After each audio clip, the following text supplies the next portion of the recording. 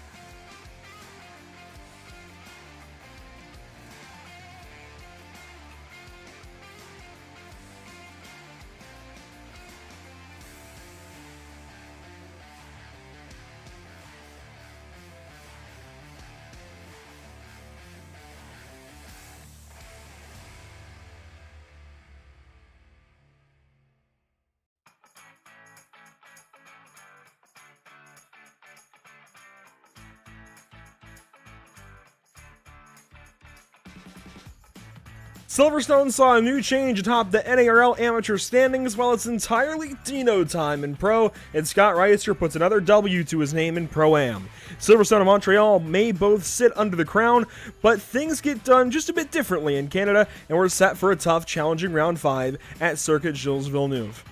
Hi, welcome to Pit Stop TV in the virtual Montreal. I'm Manager Cardinale IV with Emerson Arden and Ed Scherer alongside this evening. We're into the waning stages of July, and as the summer wraps up, so too will the NARL Porsche Cup Season 2, but we're not there just yet. And that said, Emerson, we're only halfway through this 8-race championship. As of last week at Silverstone and going into tonight at CGV, there's still a whole lot left to happen. Absolutely, and what a fantastic track to come to. One of my personal favorites on the iRacing platform, and to see all types of racing is going to be quite the challenge. These Porsche Cup cars to tackle a very narrow racetrack. Again, a track that's typically a bike park when not in use. And it's going to be a fun one tonight. Lots of straightaways, lots of passing opportunities, and of course, very, very close quarters. Things are tight here at Circuit Gilles Villeneuve, located in Montreal, Quebec. It's fun to be here at this 2.6 mile, 7 mile road course. And you're right, Emerson, it is just about, it's a bike course, as you say. It's pretty much a street course. I think for all intents and purposes, it really is, although it is a pretty well permanently built road course, just used, of course, when Formula 1 comes to town, when NASCAR used to go to town, and so on and so forth. This used to be a fantastic NASCAR nationwide, now Xfinity Series track, and I think really would be in the running if NASCAR were to go back international with the NASCAR Cup Series.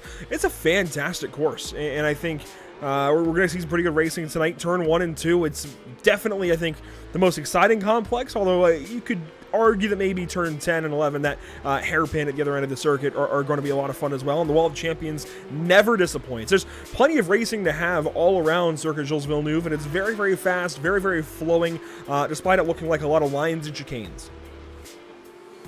Yeah, absolutely. Of course, you start off with the Senna S. That's really clunky off the start, but you start to nail that on your hot laps or in the race, and it starts to really stretch this whole section from turn 1 all the way to turn 7. It's a lot of quick left rights, slight passing zone into 3, but then you're right back through the chicane in 4, trying to hold on as you go through the sweeping right of 5, a heavy braking zone down in 6 and 7, to I'd say the third longest straight on of a course between 7 and 8. That chicane down in turn 8, we're going to see a lot of people go off early here, especially there's a lot of runoff there in terms of grass, but it is it's quite a difficult braking zone as you're trying to carry all that speed down and trying to get a nice exit out of 9 as you set yourself up for, again, probably one of the slowest corners on the circuit, that hairpin down to Casino Straight, of course, into the Wall of Champions. Again, just so many passing zones. You can get overtaken in one corner, pass them back, and do the same thing twice in one lap. Yeah, I don't think we're going to hear too much complaining about passing opportunities tonight. I don't think these guys will have the opportunity to complain about not being able to pass. These guys should have plenty of opportunities to do so. The previous Porsche Cup lap record set on iRacing was with actually the old Porsche Cup car, the 991. That was at a 1:34.216. And so see it there. The next to bottom time listed on this track map graphic set by Alexander Thebe. That is about 2 seconds faster than these amateur drivers this evening. With a little bit of change, we'll see if the pros are any faster here in a little while. But let's talk about standings, Emerson, as we get right down to it. Bobby Flack is leading the way now. Kevin Simpson now into the second spot. Chris Sanchez third. Chase Wilson fourth. So a big change, I think, for Bobby Flack to go up to P1 and Simpson down to P2. And despite Drew Swank being so good last week to match his teammate of Chase Wilson, Drew Swank is still outside of the top 10. Granted, he is tied with Joseph Nagy, so look at that as a technicality, if you will. Yeah, and Swank looking to have a good run tonight. He is kind of middle of the pack in terms of practice times, but it's towards the top back at the top of the point standings. You did see Simpson actually run about quarter 10 faster than Bobby Flack, so that should be intriguing to see if Simpson's able to pull in any on that point lead. But the points are just really close all throughout the standings. It shows that really people can remain competitive all throughout the season here. Especially in the pro and well, really the pro-am side is really close. The pro side, you're starting to see Dino Filippa, I think, walk away a little bit. Ricardo Rico, Matthew Denchley could reel him in today. We'll see. We'll talk more about these guys in a little while, but what really piques my interest is this pro-am battle, because Scott Reiser has come from about 30 points back and has pulled himself into the third spot ahead of Wayne Castile and Luan Hott, and is now, again, only 11 points back of Ryan Kerr. Mitchell Johnson within 6 points of Ryan Kerr. So those guys, I think, are going to have a fantastic pro-am battle. And today I think is going to be the first time that we really have to focus on the purple colored drivers in the pro race more than the blues with the pros. So I think pro-am going to get our focus potentially today at Montreal, depending on how this race breaks down. We are into qualifying now for the amateur drivers. You can see cars getting onto track, including, well, first up on the list, it looks like is John Kroom, Thomas Amos on track as well, Kevin Simpson, and plenty more getting up to speed for the first time today. Right, and you're going to, of course, want to get the best starting position you can. Close quarters races, especially off the start, it's going to be very chaotic. If you're in the middle of the pack, you want to be one of the first few down into the Virage Senna, down here, the Senna S 1 and 2, and get through there, set yourself nicely. Because if you're in that mid-pack, if you're fighting for just your way into the corner, it's going to be a tough time those opening laps, so you find your way in line and reevaluating where you are in the race. getting looks around the entire field at most of the cars in the field, if not every car in the field. Only 3 cars have not taken to the track just yet. Those are Scott Angelo, actually 4 cars. Scott Angelo, Billy Bowerman, Dan Willis, and Travis Watt have not begun their qualifying attempts. There's Ilya Speaker, Wyatt Brackett on track as well, Philip Durka in car 70, even Ronaldo Carlos in that all-black number 22 car. Stacy Bertrand out there in car 52, Kerry Corcoran in car 28, and the final 3 that are on track currently, David Stevenson, Joseph Nagy in the 777, and Armando Bejaran in car 05. So with that look through the entire field, qualifying, like I said, well underway. One of the first cars I saw on track, Emerson, was this guy, John Groom, in car 45 for Rockefeller Racing. Goes through turn 10, pushes a little bit, and that's going to be a struggle I think we see all day. We might see these drivers in the pro race hit a little bit sooner, try and get weight on the nose through the mid-race, but we also could see guys wait and try and keep weight on the car later to try and be able to battle. We'll see how that, I think, differs throughout the race tonight. We've seen that split strategy, and I have to imagine it's for car handling if drivers are able to still win races from that, or at least contend for wins with that early stop strategy. Regardless, though, we're not seeing that in the amateur race. These guys will not pit in their 30-minute race, and here we go. John Kroom across the line. First car to turn a time, and it's a 1:37.1. Yeah, looking at 97.96 seconds already as Milan Harris goes at 1:36.9. Again, yeah, down that hairpin. It's going to be intriguing to see what strategy prevails. You're going to see, of course, very aggressive drivers attack the hairpin hard on entry. But if you're able to take your time on the entry, set yourself in that Casino straight, it's going to pay dividends down in the chicane by the Wall of Champions. So, again, so we're going to see more strategy with the fuel loads and all that jazz in the Pro-Am race. But tonight, we'll get to see here in the amateur race just what kind of aggression levels people are going to take through that chicane. Where you're attacking the entry or attacking the exit. On track with Chris Sanchez. Car 5 working through turns 3 and 4. And the air temp out there, Emerson, only 66 degrees. It's a rather cool day for these guys. 75 degrees on track. Certainly nothing like we had for the MPI Cup Series race at New Hampshire this past Sunday, so that's good. There are some interesting winds, 7 miles per hour out of the south. I'm not sure exactly what role that'll play, especially with the trees to break that wind up, but man, this place is fast. The motion blur iRacing has these days as well really makes this place look so much faster. Going to be fun to watch these guys battle here tonight. A little jealous here, Canada, middle of July, and able to just have a nice little day here in the 60s, man. This is Honestly. not fair. Kevin Simpson, one of the top drivers in this amateur class, will come across momentarily in turn of time. And he's got a first lap in already. Second lap a little bit quicker, about 2/10. And he will not quite go to the top of the board, but he will go fourth as Milan Harris goes even faster.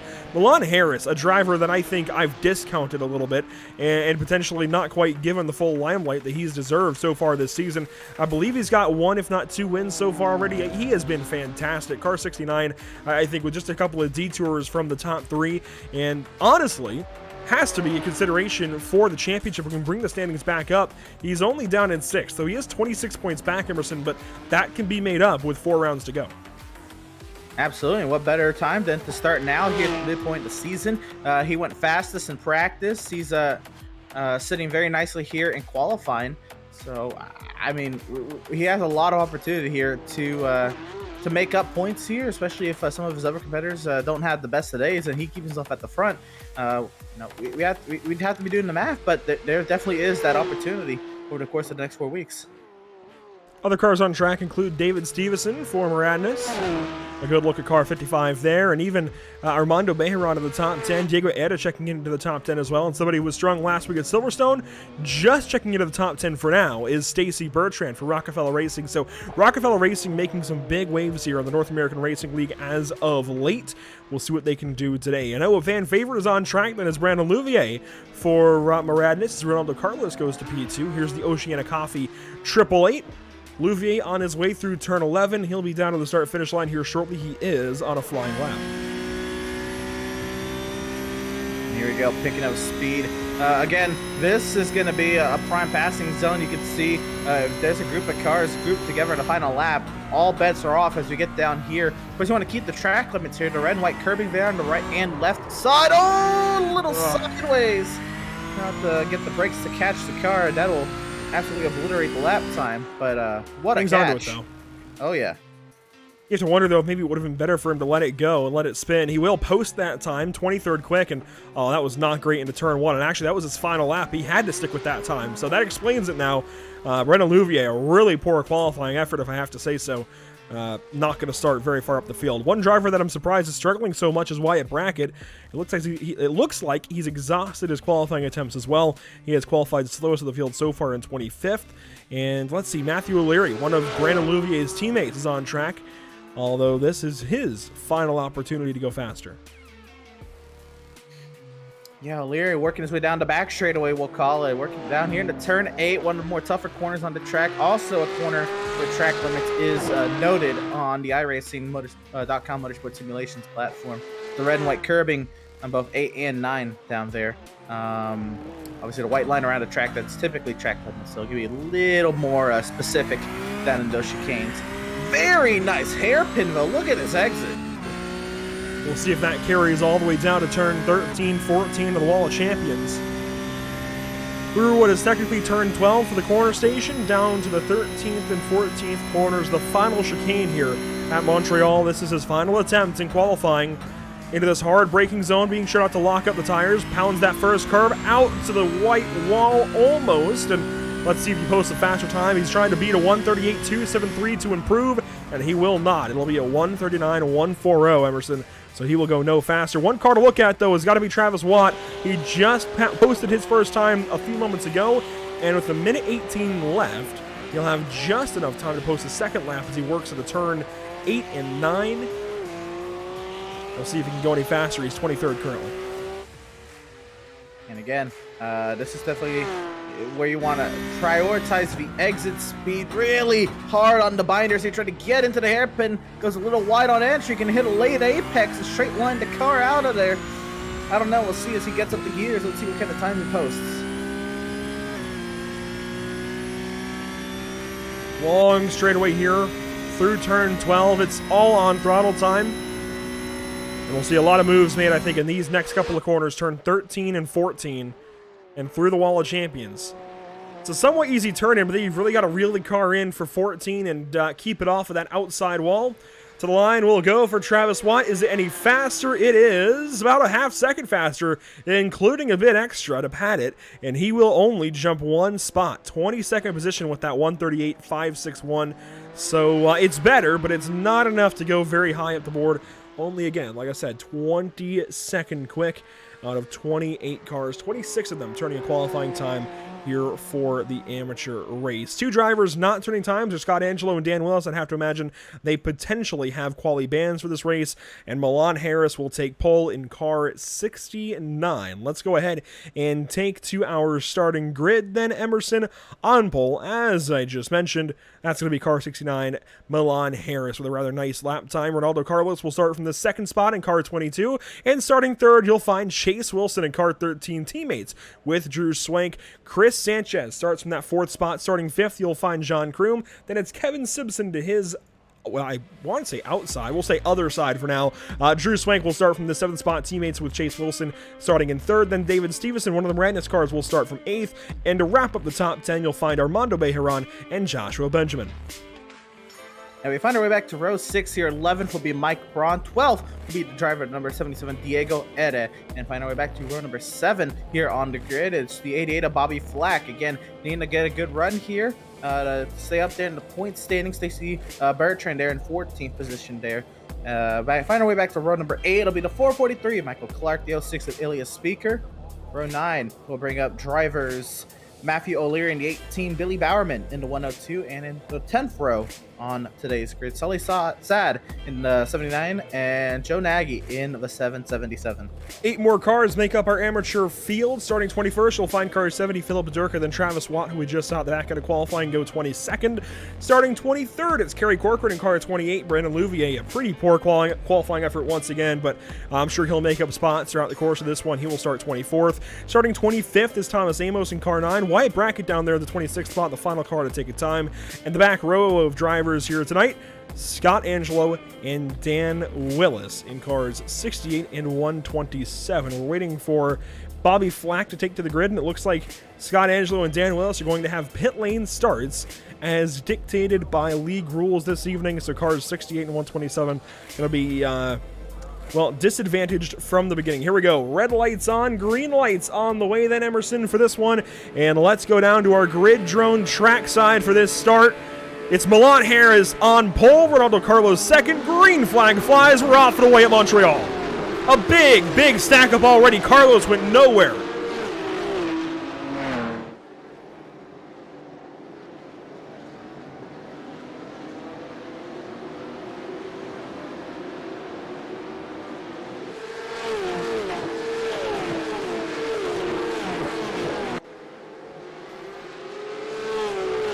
Oh, there we go. One car off through 3 and 4, cutting the course. That was Chris Sanchez. Aside from the initial issues in that corner cut, Emerson, it's a decently clean start. I'm surprised we had no issues through turn 4.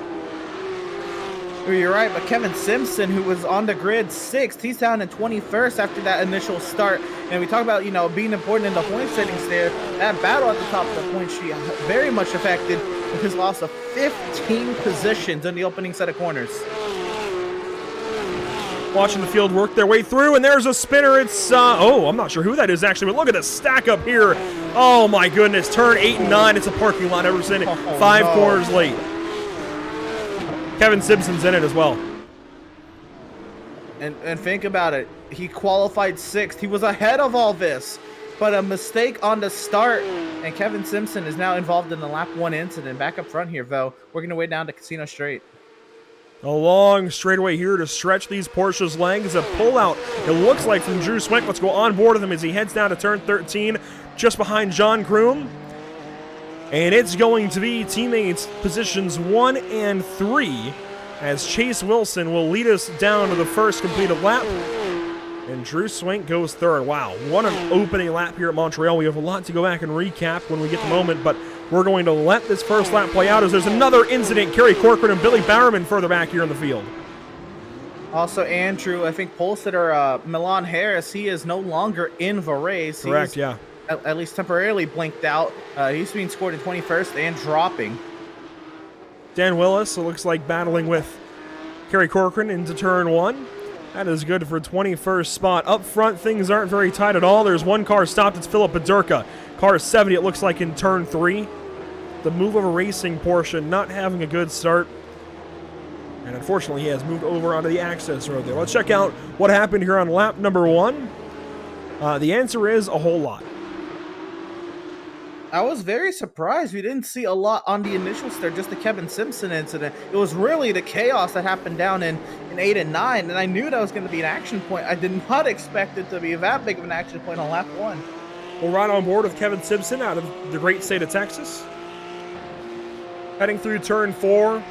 Things were clean through turn 5, it looked like, and even here to turn 6 and 7. Oh, that's close with Bedurka on the outside. Contact there briefly. Doing a great job of staying calm despite the initial start, and then here in the 8 is where everything goes wrong. Yeah, here's a look at it from one of our turn 9 cameras. You can see things stack up on exit 1 of the Miranda's cars. Not sure which one. Got a bit loose there and got turned around. It was not Matthew O'Leary. Could it have been? Well, it wouldn't have been Dan Willis. Maybe Scott. No, not Scott Angelo. He started from the back. It could have been David Stevenson potentially. I'm not sure it was Louvier. It'd be tough to figure out who that was. Louvier had his own issue out of turn 10 later on in the lap. And I believe that we saw him do a similar thing out of the Wall of Champions, out of turn 14 in qualifying. Not a good run for him to start. Well, it was here. Stevenson at 55. Yeah, he went around. He got a little help, though. Yeah, he got hit, and we'll get a better look at it here in a moment. But it was David Stevenson, who is now in position 14 after another lap has gone by.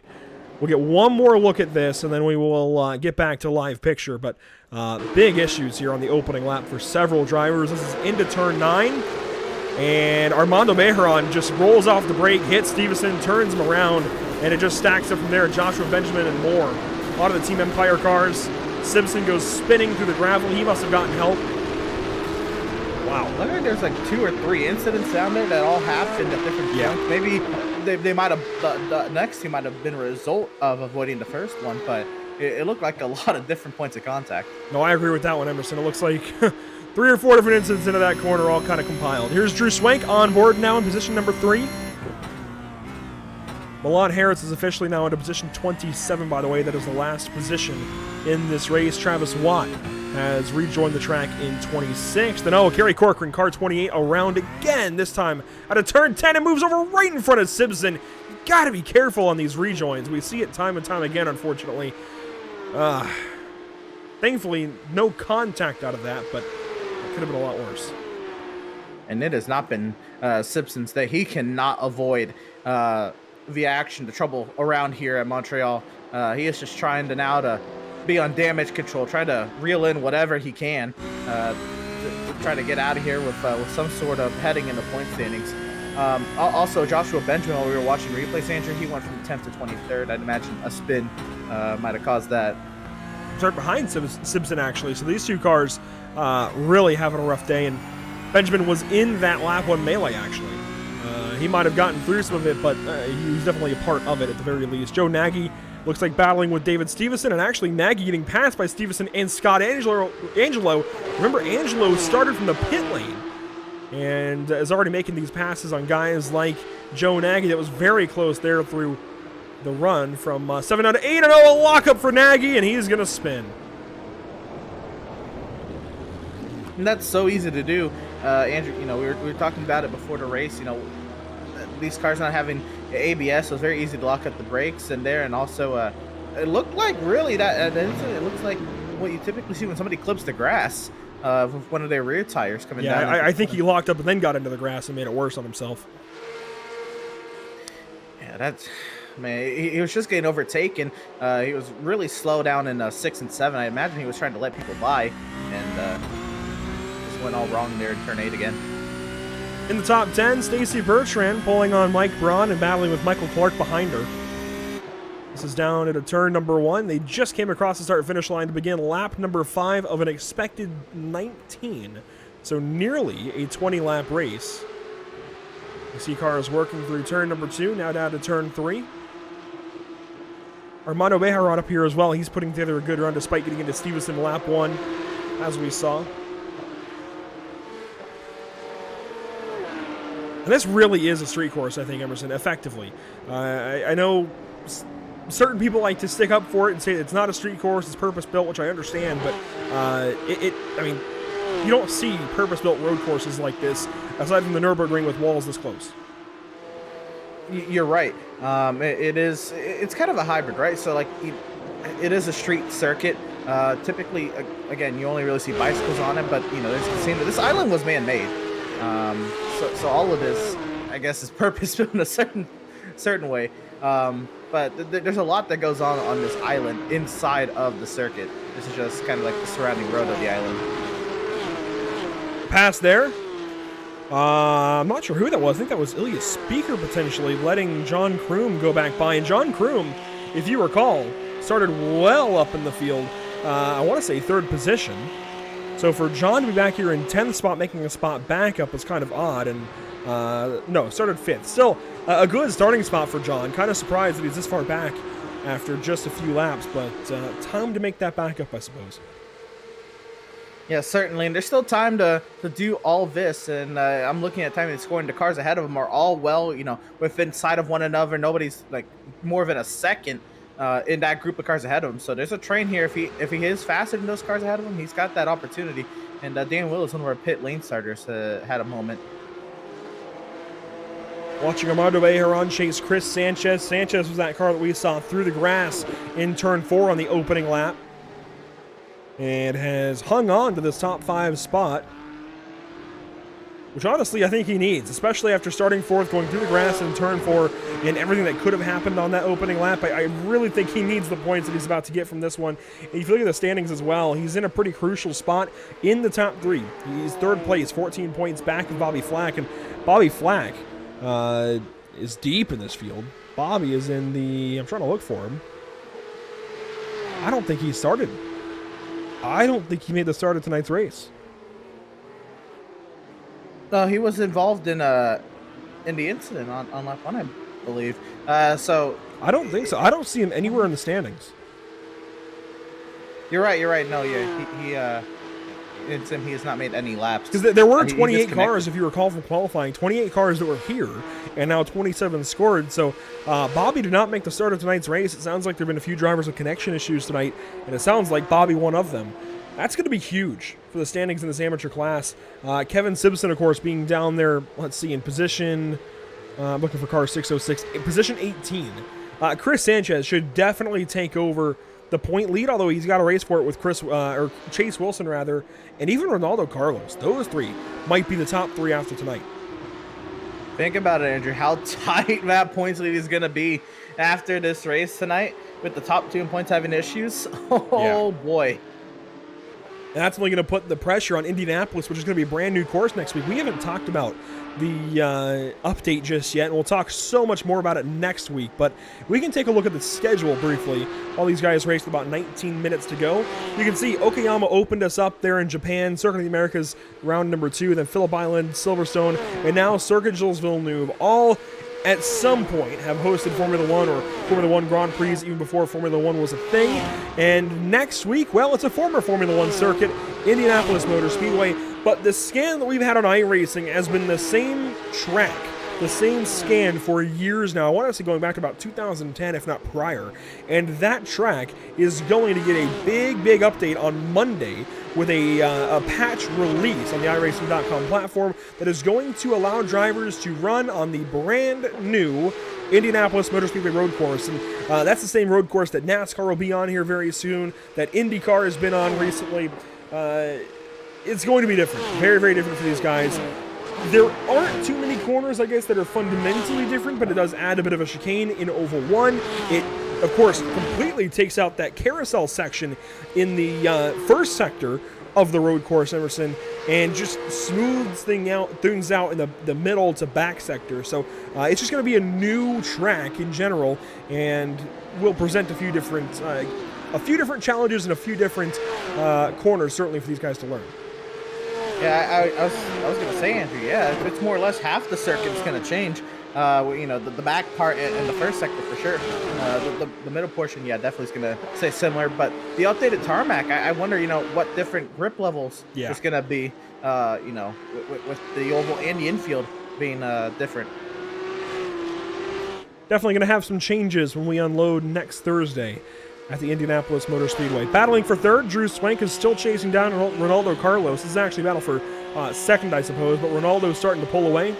About a second difference between these two drivers now, and I think Drew is just happy to be in the top three right now, and honestly, I would be too. And I was last night. Unfortunately, didn't quite stay that way. Hopefully, for him, I'll even knock on wood.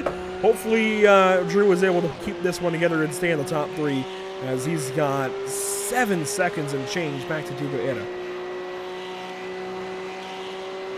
Yeah, the opportunities for slowdowns here are few and far between. Right. Oh man. Stacy Bertrand chasing Mike Braun here in 7th and 8th. Yeah, and this is part of that train. You see, look at all these cars just kind of stacked up amongst one another. This is where you start to prioritize your exits, right? Especially there, out of 9, out of the hairpin, and out of 14 there. Get yourself in the slipstream. Get yourself to run out of the corner, because you need to give yourself these opportunities to make these overtakes before the car behind you starts to make those opportunities for themselves. And it's easier said than done. I mean, yes, it's the amateur class, but I mean, to a certain extent, I mean, they've been racing road all season. They know what they're doing. To hold their own here, this is a tough group of drivers. On board with Armando Bejeron in position number 6 as he defends over Mike Braun.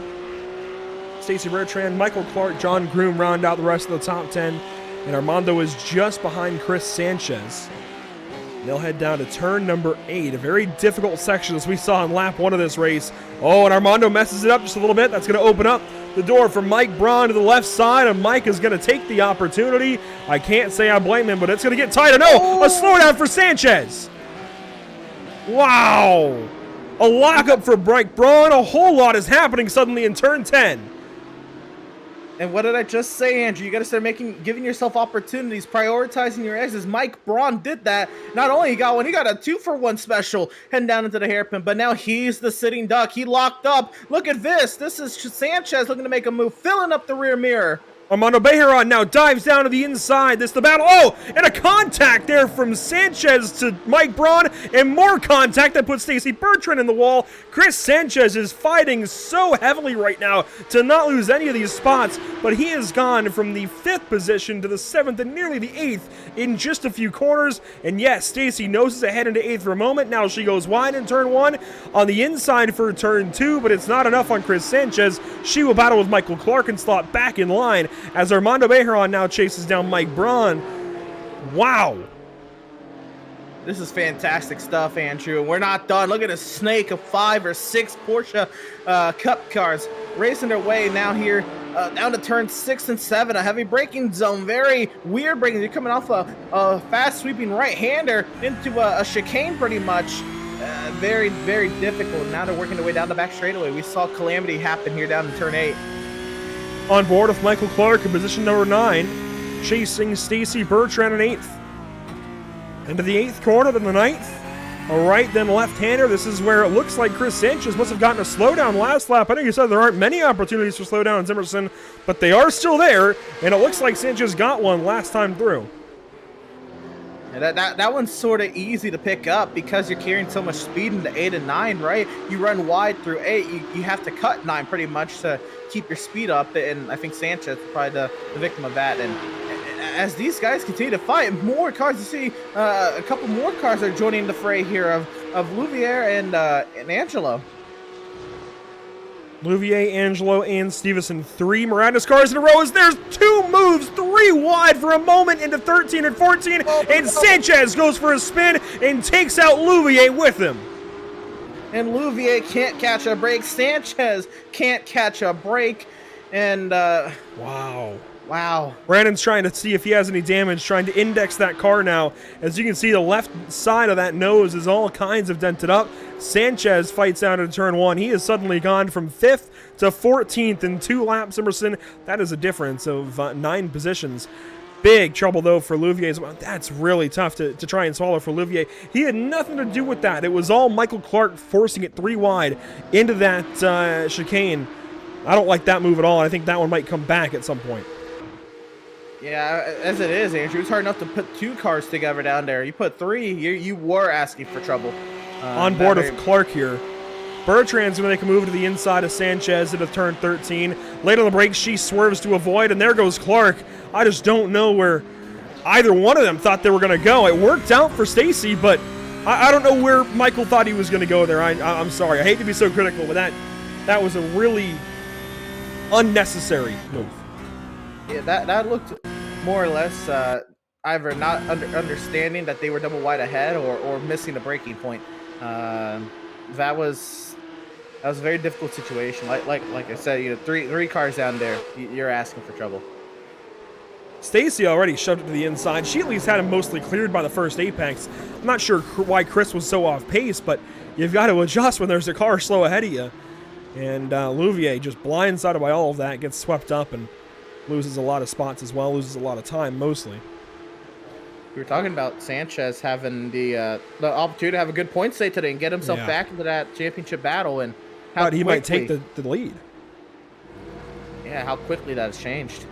He's into the pit lane. You can see some toe damage if you're keen enough eye, if you're an eagle eye viewer potentially, as he comes on down. And this might only be for an incident penalty, actually. He might not be repairing any of it, as he sails right by our pit lane camera and will rejoin the course at about 15th or 16th spot, maybe even 17th. As there he goes, right in front of Dan Willis. Willis and Simpson are 16th and 17th, so Wilson only loses, one spot out of that, but still a whole lot of time lost. You're right. You were thinking there he was going to come out, behind Willis and Simpson, but actually, we don't talk about it really, but it's always a talking point here in Montreal. The pit lane exit cuts turn 1 and 2, kind of spits you right there into the apex of turn 2, so he's actually able to hold on to 15th. If he has the pace, he should be able to have something to say with Wilson Simpson. But look at this. Michael Clark to the inside of John Kroom, aggressive again, but he makes the pass, and now Ilya's Speaker has to fall back a little bit through the apex and hang on through 10. Ilya now, oh, what a bit of an issue. Yeah, that's a big issue for John Kroom. A lot of damage there. I'm not sure what just happened, but that Porsche is suddenly a whole lot more torn up and is no longer in the 9th spot. Now Angelo and Speaker battle as they go down to turn 13. Michael Clark ahead. Speaker gives up, and is going to turn Stevenson around after an issue in braking. Yeah, it looks like the rear brakes locked up to come around on the entry, and it looks like Stevenson was just a collateral. Let's go to car 45 here and see what happened. So John Kroom gets to the left side of Clark here out of 9. Has this run all the way down to turn 10. Speaker in behind. That's why Speaker was slow on the apex, actually. Ilya was allowing John to have this battle with Michael Clark and just trying to hold back. And then John here, Clark just comes over. I will say, admittedly, to Clark's defense, there was a minimal overlap, and the iRacing spotter may have told him he was clear. That's very much true, but I don't know. I mean, you're coming onto a straightaway. I don't know. It's tough. Very difficult spot. Let's watch it from Kroom's onboard here as they exit turn 10. He starts to get a run, and it might have even been more so from Kroom hopping the curb. Right. Actually, yeah. I think he had a run, right? He had he got into the throttle sooner out of the hairpin, and he had the run and kind of ran out of space to go with it. Clipped the curb, maybe some grass, and went around. Now seeing Michael Clark defend from Scott Angelo. Car 443 has been the center of a lot in the last few laps as Angelo dives down to the inside and makes that pass. Angelo, recall, started from the pit lane in this race. You can see this by the fact that his name and stats do not load on this graphic. That's always a key indicator. So he started from the pits and is already up to position number 8. And suddenly the Oceana Coffee Ginger Liveries number 68 is looking good. I know he's had a lot of struggles in the North American Racing League in the past, but this is one really seriously redeeming round for Scott, and one that I think he's going to be very happy with. As here we go, a battle for second. Drew Swank on Ronaldo Carlos. Ronaldo had this spot by seconds only a few laps ago, Emerson, and suddenly it's down to a 10th. You're right. And as all this has happened, Wilson's opened up a 6-second gap.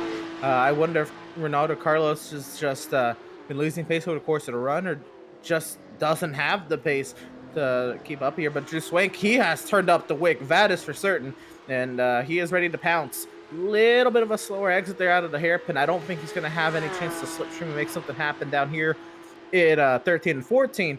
But he is starting to pressure. I would have to guess Ronaldo had an issue in the first sector. Because he's already opened up a gap again. It's only a few car lengths, but a few car lengths at Montreal is enough to defend a position, and he's going to open up more, it looks like, out of the Wall of Champions.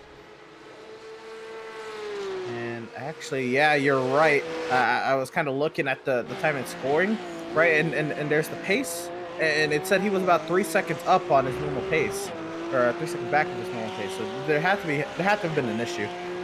So I guess I'd have to agree with that. On board with Armando Bejeron of the 6th spot, now chasing Mike Braun, as we saw in all of that chaos a little while ago out of 9 and 10. Yeah, Andrew, it's only a 30-minute race, but it's going to become survival of the fittest out here. And it's gone by quickly. I mean, we're already into the final 6.5 minutes. We're already talking about this race wrapping up, actually, and it still feels like it only just got going. If the second race, the Pro-Am race, is anything like this, it's going to go by in a breeze. It's suddenly already 9:21 p.m. Eastern on the East Coast, and we started broadcasting 50 minutes ago. It's gone by quick.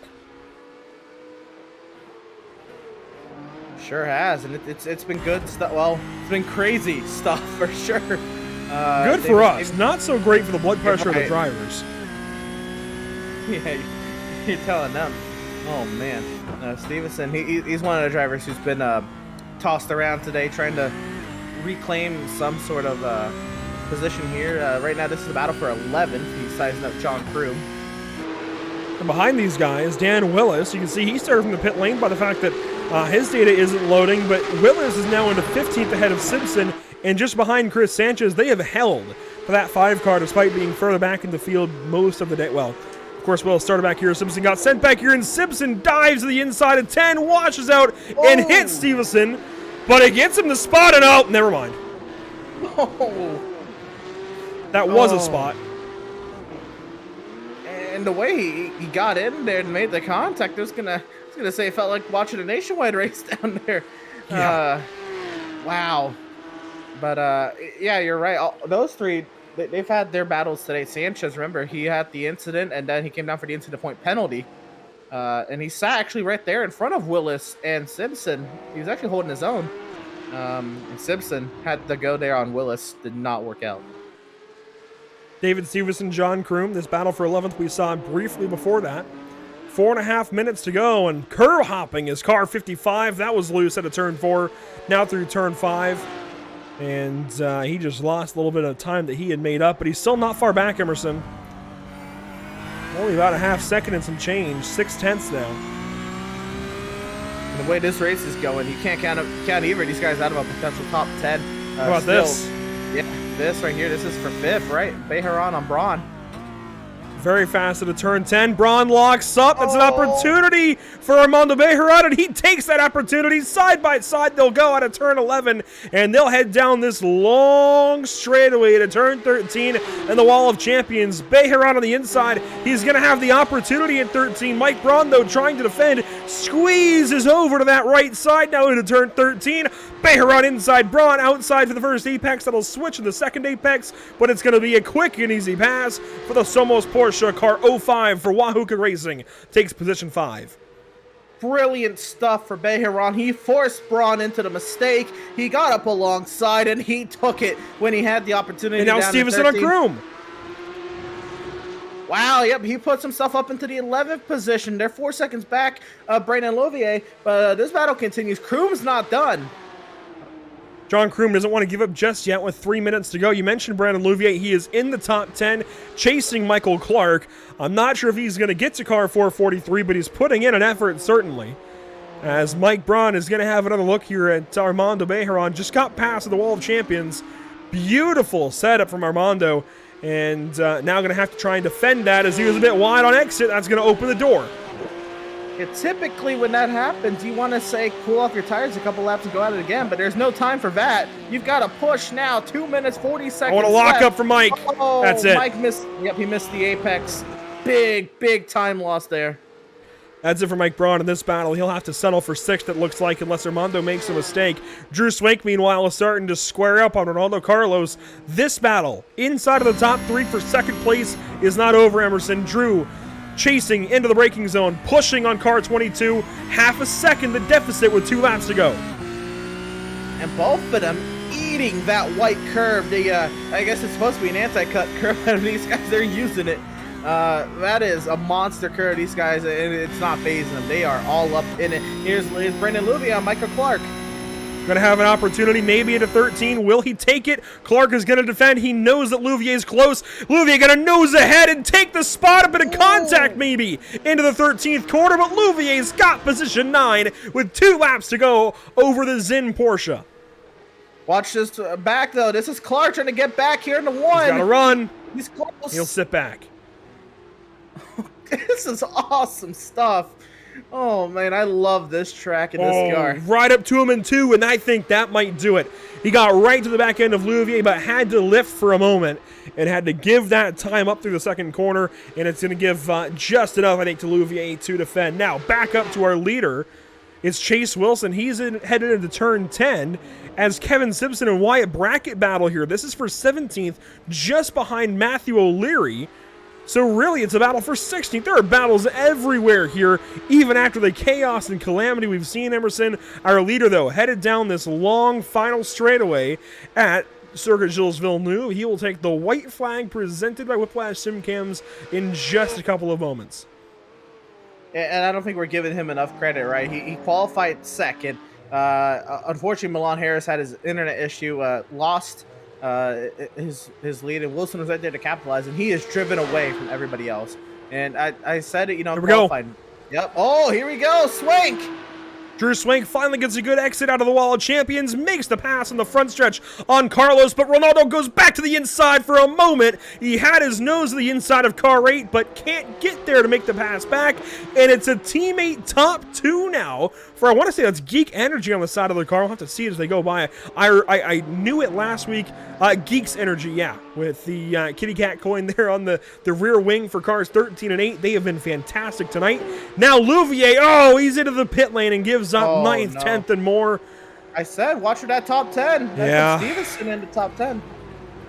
And Louvier now, just after passing Michael Clark on the front stretch, will give this spot up and serve a penalty. It looks like an incident penalty, very likely. And we'll head back onto the track in the 13th, maybe 14th spot as here comes Chris Sanchez. Sanchez, though, into 14th is a pretty solid comeback, got to admit. Ronaldo Carlos, he's still close. He pounded the wall down, the Wall of Champions down last lap, but he's still here. This is at a 10. Ronaldo Carlos waits for his opportunity. Going to try and set up at a 10, but he grabs the grass, and that's it for the top 3. Unless there's a mistake in the final couple of corners, is Armando Bejaron. Oh, a challenge from Mike Braun. Nearly had the spot. Here comes Stacy Bertrand. This is out of 9 and running down to turn 10. Mike is going to defend down to the inside, but there's still room for a car. Stacy pokes her nose in there. A boop, but it's not enough in that corner as here comes Chase Wilson down to the start-finish line. He will claim a victory in the North American Racing League. Brilliant drive, and what a pass there for Drew Swank. Coming to the final lap, he holds off Ronaldo Carlos, and how about this? Gaggle of cars heading down into the final corner. It's so far from over for Mike Braun, but it looks like it just might be anyways as Stacy Bertrand sits back and hangs on to her spot over Scott Angelo. They were playing aggressive, and they play nice to the start-finish line, and that's it for that bunch. They will finish in their positions. And that just might be one of the final battles on the track as Michael Clark will easily take the 9th position over David Stevenson here.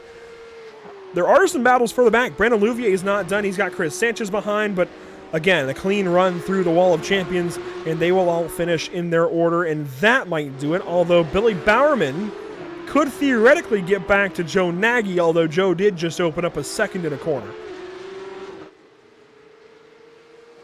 Wow. Wait a minute, these two. The last 2 cars. Sully Sad and Thomas Amos. They're not done. Let's see if Amos sends it up the inside of turn 13. He's got to run. He's got maybe an opportunity. A last-ditch effort. He's going to look. Oh, he sits back as Sully. But what could have been there? Sully Sad will come on through the Wall of Champions and claim 22nd. Thomas Amos 23rd. And that will do it for us in the amateur race at Montreal. Race over for all 23 cars that finish out of 28 that showed up and 27 that started. Emerson, let's go ahead and take a look at our unofficial amateur race results. And I think we need to give a recap of everything that happened here with Chase Wilson. Of course, the dominant driver of the day after Milan Harris's lap 1 unintentional disconnect.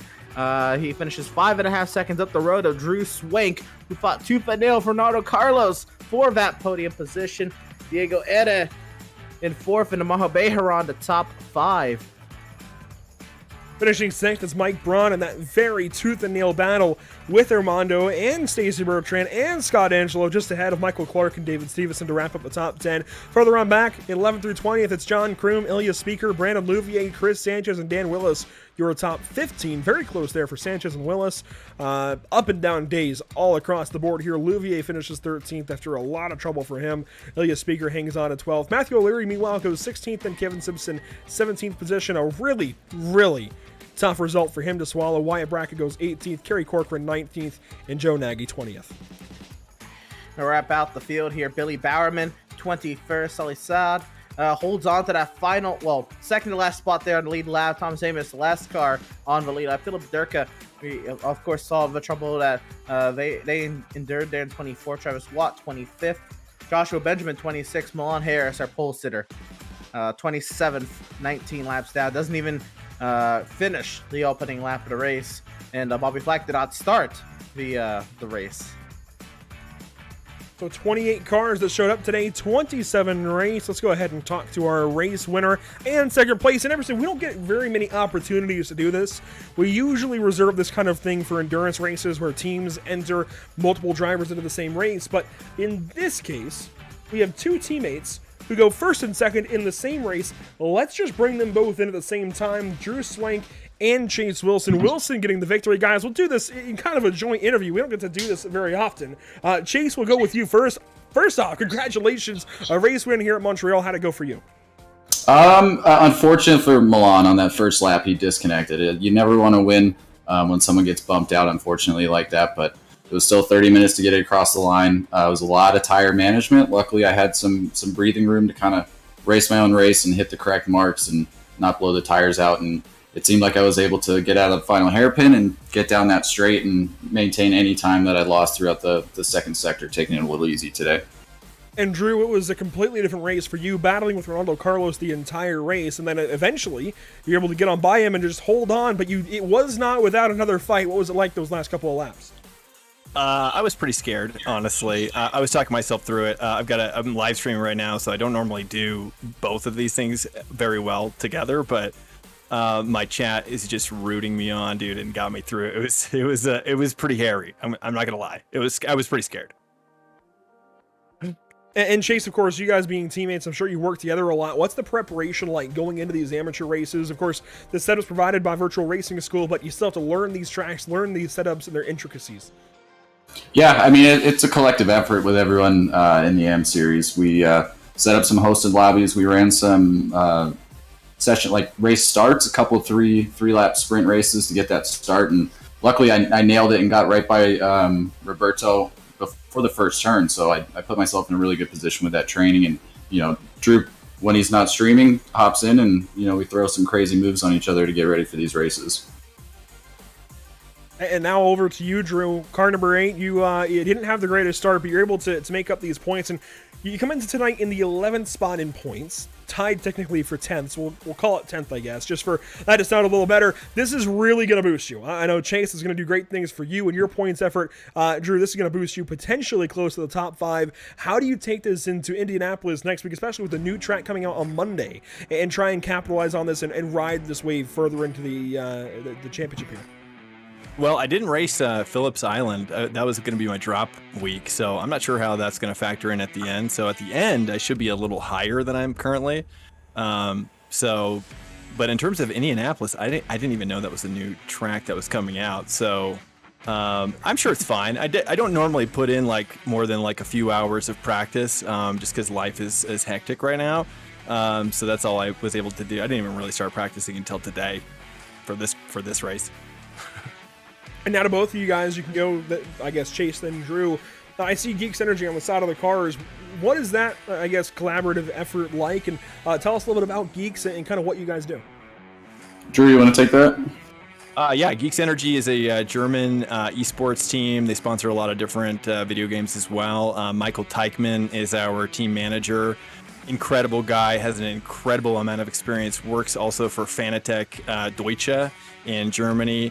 I've had the honor of talking with him a lot, and honestly, I've been on a few different teams in my journey, and I'm just so stoked to be on Geeks Energy. I mean, even the sponsor CEO is personally connected to us and will raid us as well, on Twitch, and it's such a family feeling, and that's kind of what I've always been looking for in a team, honestly. So yeah, I'm super thankful, and I'm glad that Chase was willing to come in on me with it.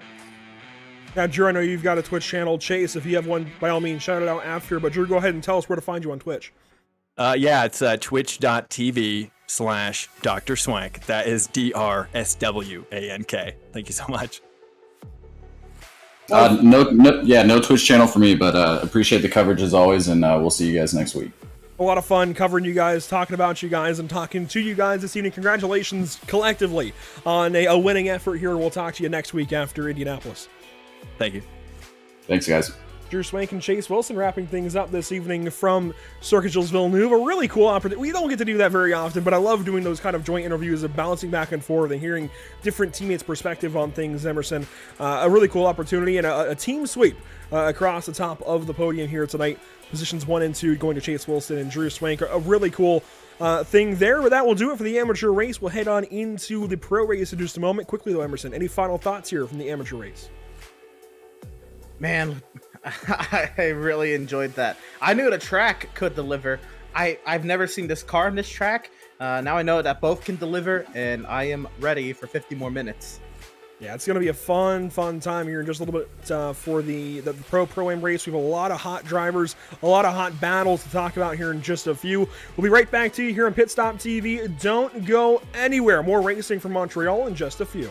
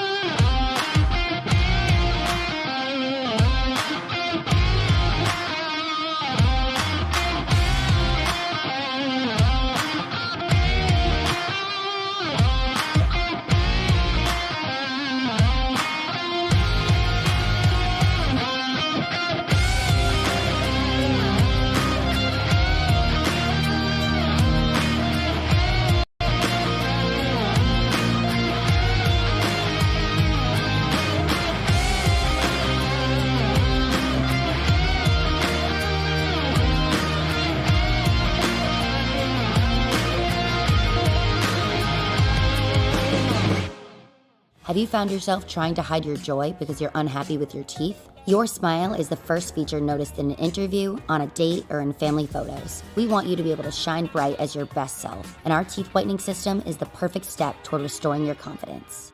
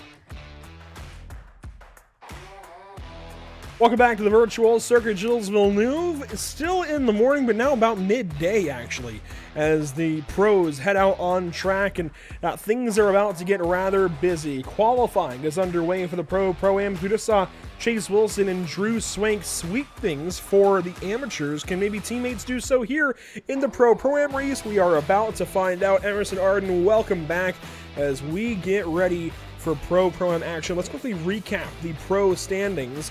Dino Filippa, 20 points to Ricardo Rico, Matthew Dench, nearly 30 points back to Lawrence Zavadio, Fabio Zamperlini, and Bruno Del Carmo before we get back to a 55-point deficit to Eric Goldner, 56 to Rafael Bonifacio, 57 to Victor Miranda, the reigning champion, and 61 to Roger Rosende. Over on the Pro-Am side, though, things get a lot more exciting.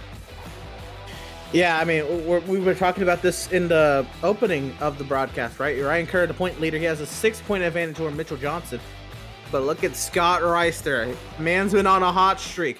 He's won a couple races now. He is quickly closing that gap. He's qualified 4th overall right now.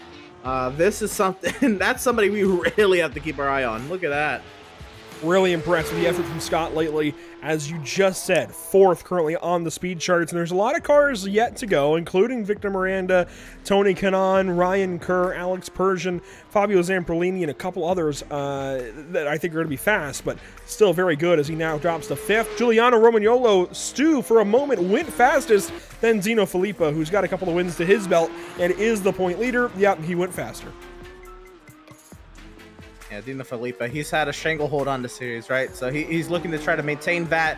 And can we talk about the time difference, Andrew? I mean, these guys at least already a second faster change, right? This is some serious business. Yeah, really picking up the pace. If we revisit that track map, actually, we can do so here in a moment.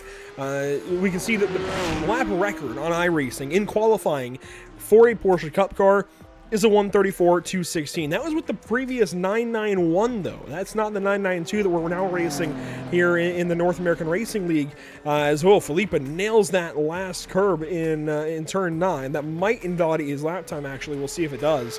But previous fastest lap time was a 134.216, and that very well could have been on previous regulations, previous tires even. So for these guys to be at low 135s, they are moving here at Montreal and setting some fast laps. Your Pro-Am not point leader, but pole sitter currently is Scott Reister as he heads down to turn number 8. Lawrence Zavadio looking fast though today for the SimCity Racing bunch. He's headed down to turn 13 to wrap this lap up, and Bruno Del Carmo, of course, looks good as always, and so does Tony Kanaan. Had an eventful couple of weeks, of course, with a Superstar Racing experience, and, you know, I never thought this guy would be so good on dirt ovals, but he is, and has definitely been fast as of late. Absolutely, he's been impressive, and you know what? He really kind of starting to impress me with this time. He is. Right now, 6. Can he improve here to the line? He does improve, but it's not a ton. He goes up. Well, he stays 6th, actually. He now drops to 7th as Zamperlini notches a top 5 starting spot for now.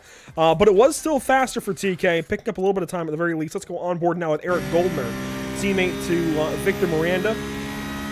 Position number 9, as it looks like we'll have 22 cars this evening. Goldner fires down into the turn 13, turn 14 chicane at Wall of Champions.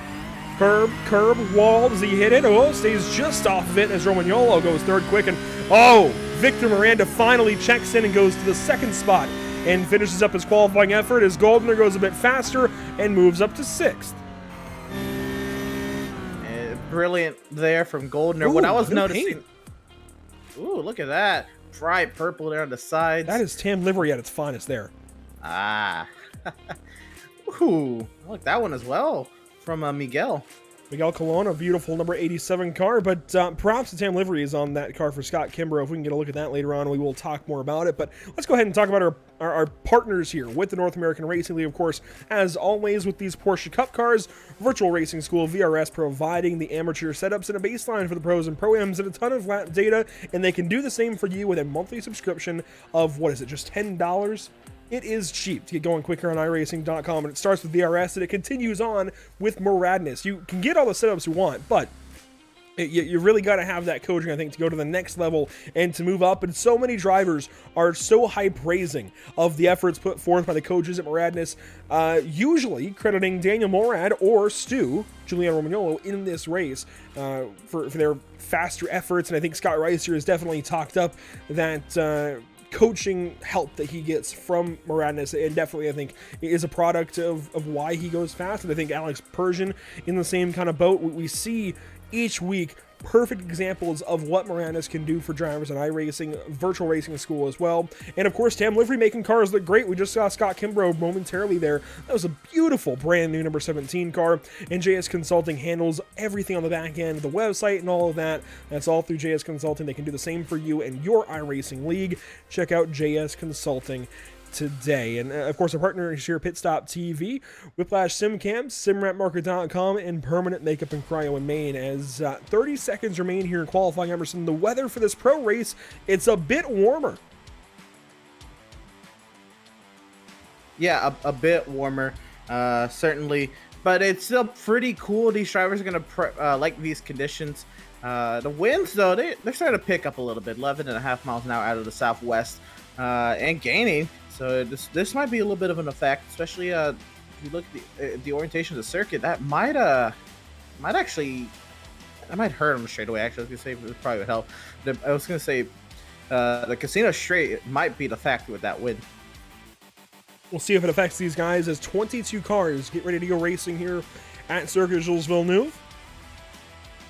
It looks like we will, of course, go on to the race session, but I'm looking at Miguel Colon. He took a qualifying effort, but Ryan Kerr and Damon Duckworth could be forced to start from the pit lane this evening. We'll find out here in just a few moments. But going down to the grid for the first time in our Pro-Am session, let's take a look at the starting grid.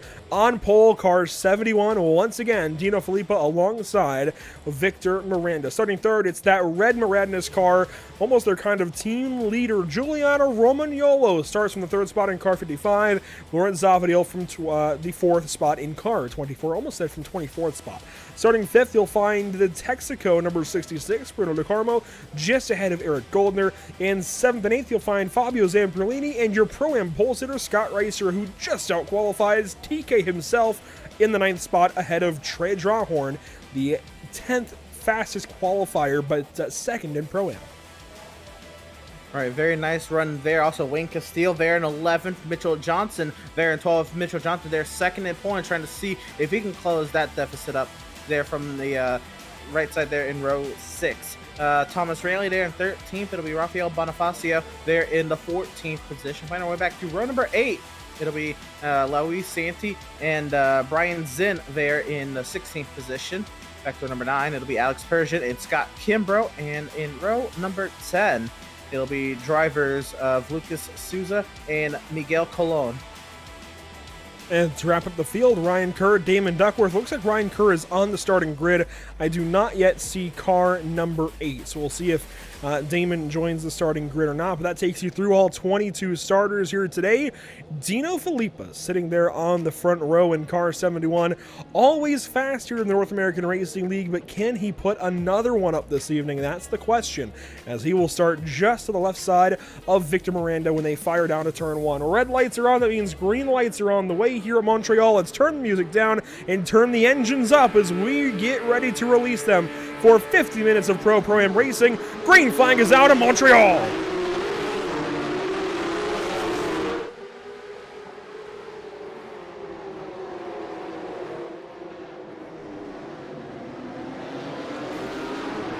Oh, one car around, it's Zavadil. They will stack up back there, but they do get back going. Oh no, someone's upside down. Don't tell me it's Wayne Castile or Fabio Zamperlini. It might be, actually. Castile. He went over. Wow, big troubles. We'll get back to the race leaders, though. Back to our static cameras as they fire through turns 6 and 7, rather. And you can see the front end of the field is kind of broken away, and then there's a lot going on. Zavadil and Bruno De Carmo battling side by side. Zavadil takes the spot back. It's going to be a fun one, Emerson. Oh, man. It certainly will be. I thought it was changed up just a second. Tony Kanaan, he lost a lot of spots on the initial start. I think through the incident, gained a lot of them back. So holding station there in the 8th position. And as usual, once these guys wrap up lap 1, we'll try and recap it as Romagnolo gets a nudge, it looks like, in turn at 10 and barely hangs on to the car. He's got Lorenz Zavadio on his back bumper. Bruno De Carmo just behind them. This is 3rd, 4th, and 5th as they head down the Casino Straight. Looks like we had a couple around Kimbrough and Persian. Side by side, Romagnolo to the inside at 13. Contact on the exit. There goes Bruno De Carmo. He's going to go from 5th to 3rd just like that to the Wall of Champions. And Romagnolo has to settle now with Trey Drawhorn on his back bumper, who has taken over the Pro-Am lead. Absolute chaos. And Romagnolo dive bombed Zavadio. He said, nope, I'm out of here. Oh, man. I think we are shaping up for a similar race. Also, Scott Kimbrough and Alex Bird, they had a moment down the hairpin. A lot happening on that opening lap. There you can see car 71 taking the race lead over Victor Miranda. He will start to pull away. Let's go back now and check out what happened on lap 1. There was a lot. We'll do our best to recap as much of it as possible. From the start of this race, there was already a whole lot going on. These are these guys on the grid getting ready to go. And it looked like it started potentially with Lorenz Zavadio off to start, Emerson. We'll see what happens here in the first couple of corners. Bruno De Carmo launched great into turn 1. And it might have even been Fabio Zamperlini, actually, in car 27 that I saw with an issue. And yes, it was. He got tagged by Goldner, does a spin, and you can see them all stack up here. One car gets spun on the outside, comes back across, never touched the brakes. And, well, unfortunately, that bridge, that Napa bridge is in the way, but that's going to be a good angle. Let's go back one more time. And that's unfortunate. Yeah, there's not a whole lot you can say about that, right? You know lap 1. You know where you are in the field, right? You know the pack is coming. I don't know. There's maybe some added factors that caused the driver to roll across the track, but that was Wayne Castile. He just rolled back across. There's no excuse for that. Damon Duckworth was released from the pit lane shortly thereafter. Look at this mess headed into turn 3. Rafa Bonifacio behind it all. Ryan Kerr in the center of it. He's our Pro-Am point leader. And there was more that went on later in the lap. Absolutely. No, that's a product of this track having walls on either side and big curbs everywhere. Very tight corners. It's a recipe for disaster. That's what we get. Here's Scott Kimbrough out of California, headed down to turn 9. I see one car in the grass. Is that Persian potentially coming back onto the circuit? Yes, it was. So that's how this gets set up. Kimbrough in that brand new TAM livery, number 17. Persian behind here, actually. Let's see. Oh, Kimbrough gets hit by Miguel Colon, and that's how Persian gets involved. All right. Alrighty then. I mean, that's a tough corner as it is, right? It's a slight downhill, very heavy braking zone, and you're in the pack, but still, from what it looks like, you just kind of ran him over. Dino Filippa leading the race. Oh, that was very close to the Wall of Champions for both of those guys, even 3rd and 4th behind him, but it's Dino Filippa, then Victor Miranda, Bruno De Carmo, Giuliano Romagnolo, and Lorenz Zavadio, your front runners. Trey Drawhorn has moved into the 6th position, leading the way in Pro-Am. This could be a really good day for Trey shaping up. It's been Scott Reiser the last couple of weeks, but he had some trouble there on lap 1, as you can see, evidenced by the damage on his nose. As Scott runs just ahead of one of his competitors in Pro-Am competition, that is Mitchell Johnson. And this is the most competition Scott has seen in a few weeks. You're right. He does have the opportunity to make that up. There's still 44 minutes for stuff to change, and there's still a pit stop. But right now he is tailing a pro car. Or no, this is Brian Zinn. Trying to see if he can get this point here. And Brian Zinn all over that inside curbing there at 6. This is for 9th. Mitchell Johnson not far behind, keeping the pressure on car 42. We'll head down to turn 9 now. You can see Brian Zinn leading the way. Dude, this is one of those trains we were talking about in the first race. Right? We have five or six of them lined up. You're 5 of them. nose to tail. This is Ryan Kerr just behind Mitchell Johnson. Johnson, one of the Morad cars. Ryan Kerr, another one of them. Kerr comes into today leading in Pro-Am, and Brian Zinn goes a bit wide. Scott Ricer with an opportunity here, gets alongside, but is not going to hang on to it. And it looks like that Pokemon, number 173, I believe Pikachu on the side of the car, is going to pull a gap, and yes, he will, but for how long? Ricer's close. How aggressive will he be? He backs off. I felt he had the opportunity. Whoa, he was squirrely into braking, though. Oh, man. He might set himself up here to be taken advantage of here. Johnson now sizing him up down the front straightaway. Peeking, but not sending. Scott looks to the right side, now the left into turn one, but will hang back of Brian Zinn despite looking. And even Lowy Santi was taking a look at Ryan Kerr there for a moment. Now teammates at Moradness, Mitchell Johnson and Ryan Kerr get side by side. Ryan wants that spot into turn three, but will he force it? Yes. Mitchell Johnson has to give that spot up or lose a lot of time. Hopefully gives that spot up quickly to the 888. Now Scott Ricer has full go-ahead to battle now with Brian Zinn as they head down to turn 6. Set up his exit here through 7. Nice apex here through 7. Can he get the power down? He might have something to say down at turn 8. Meanwhile, our race leaders are starting to get closer, Emerson, inside of a half second into turn 10. Very close as Bruno DeCarmo and Giuliano Romagnolo look on from the 3rd and 4th positions. Victor Miranda might have an opportunity to battle, but do we ever see that? No. Usually see these guys up front sit and wait, and they save fuel. We'll see that, I'm sure. Let's take the telemetry and see if Victor puts the clutch in into turn 13. No clutch, but these guys are definitely saving fuel. They've got to.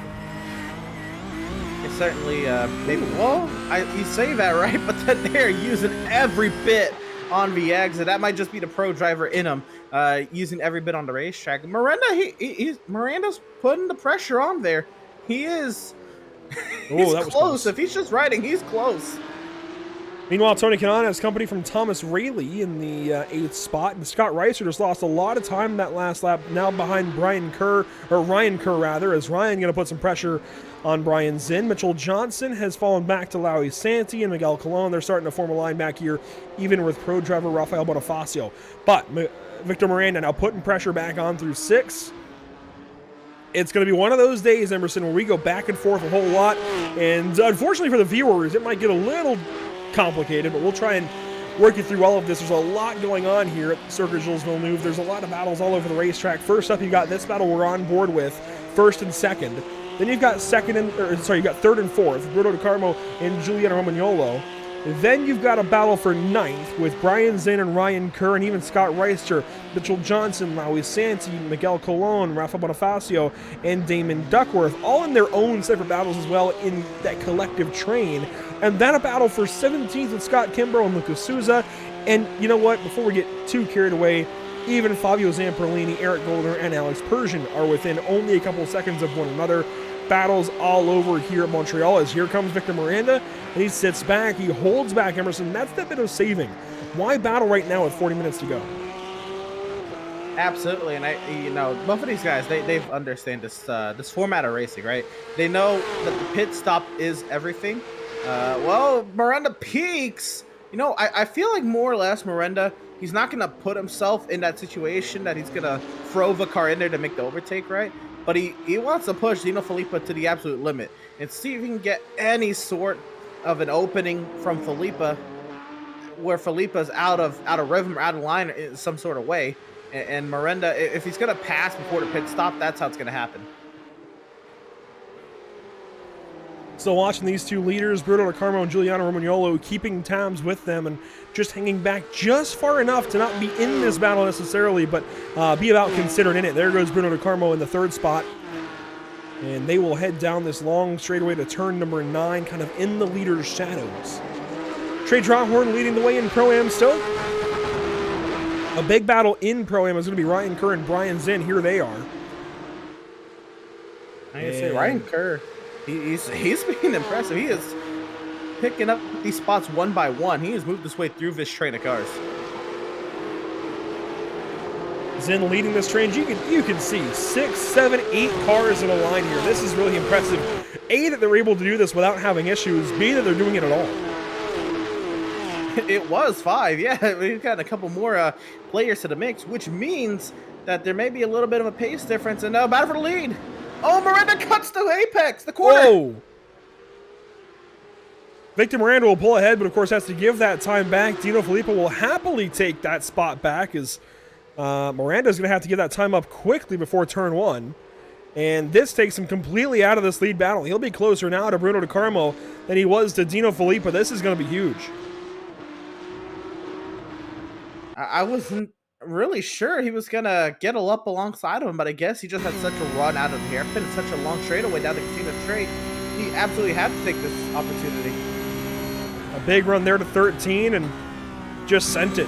And he got back on the gas and said, you know what, screw it, we'll take the slowdown and slow back down. But that only hurts him. In the end, it adds more time that he has to give back in his slowdown. And there goes the 71 and gives the lead right back up. That might have been him understanding he missed the breaking point, or he was about to eat the curb, right? And he didn't want to take Dino out in an incident. Yeah. He tried to throttle up to avoid an incident. Either way, it takes him now to 1.2 seconds behind Dino, and Dino can now sit and save fuel, and this is big, this is crucial. What you never want to do is allow the leader to race uncontested for any amount of time, because they can use that time over the course of a few laps to give up and save fuel. And I really think Dino is going to have to do that. That's just the name of the game here in the North American Racing League. We talk about it so often. Saving fuel, not necessarily to stretch out the race or move the pit stop or even make it to the end or anything. It's just a matter of taking less fuel on the pit stop. So if Dino can save here as he bleeds time slowly to Victor Miranda, it's really going to help his effort. But at the same time, how much time does he want to give up to Bruno DeCarmo and Giuliano Romagnolo? Giuliano is able to save back here right now. All these straightaways, Emerson, that they're on throttle, he's drafting that little bit from Bruno DeCarmo. So he's able to save just that little bit of time. While all this has happened, everything has changed in the midfield. Mitchell Johnson has a lot of damage. Damon Duckworth has a lot of damage. Brian Zinn is in the pit lane. Rafael Bonifacio has gone on by. We've had a lot happen very quickly. Lowy Santi with trouble as well. He is destroyed. Oh my gosh. And we have had a massive incident in turn 12, and we'll see in just a moment. This is going to be huge, properly huge. Let's just ride on board with Lowy Santi for this. This is going to be a really, really big view. Let's take his in-car even. Look at this happening ahead. Scott Reiser, the inside of Brian Zinn. You can see it all brewing side by side, and there's going to be a big shunt to the inside. Zinn gets turned into by somebody, and more contact. Zinn comes over and gets Lowy Santi, and Lowy goes for a ride in the air on top of cars, and Damon Duckworth is a part of it. Massive hit. That's not a normal. That's a lot. That's not a normal place to hit. That's not a normal place to see a wreck. You're right. I'm surprised in all the years of NASCAR going there, I don't recall a crash happening. I'm sure one did at some point. Maybe in the rain. Yeah, I don't recall many incidents happening in turn 12 as you see the contact with Reister and Zinn. Then Zinn moves over, it looks like. Yeah, he just comes straight over on that Miranda's car. That was the 21 of, I got to find it, Mitchell Johnson. And then Zinn comes now over into Lowy Santi. That was a lot of, unfortunately, really bad moves all at once. And it gets kicked off by Brian Zinn, kind of getting moved out of the way by Scott Reister. We'll see this another time here. This all went very badly for Brian very quickly. Most definitely. Here comes Scott. Zinn took a really wide entry, I think, to try and get a run, but with cars that close behind, it's just never going to happen. And then this happens. He just moves straight over on Johnston, and then there was more contact. He just swept across the racetrack into Lowy. That's really unfortunate to have all of that happen so quickly. And unfortunately, it was the same driver 3 times. And I don't want to rag on Brian too bad. He was just trying to race, right? He started by just trying to get a good run, which is a classic racing move to take a wide entry and get the long run out of the corner. Emerson, we talked about it last night actually at Laguna Seca. That's a classic racing move. So he was just trying to race, but you gotta have the awareness of those guys behind you. They're going to fill that hole, and unfortunately he turned in a bit on Scott Reister. That kicks it all off, stacks it all up, and at that point he's just trying to regroup, comes over on Mitchell Johnson, didn't realize he was there maybe, and then when that contact settled, he came back over on Lowy Santi. Probably didn't realize that Lowy was over there, it's just a lot going on very quickly, but unfortunately takes out a lot of really good race cars. You're right. Talk about unexpected passenger for Mitchell Johnson.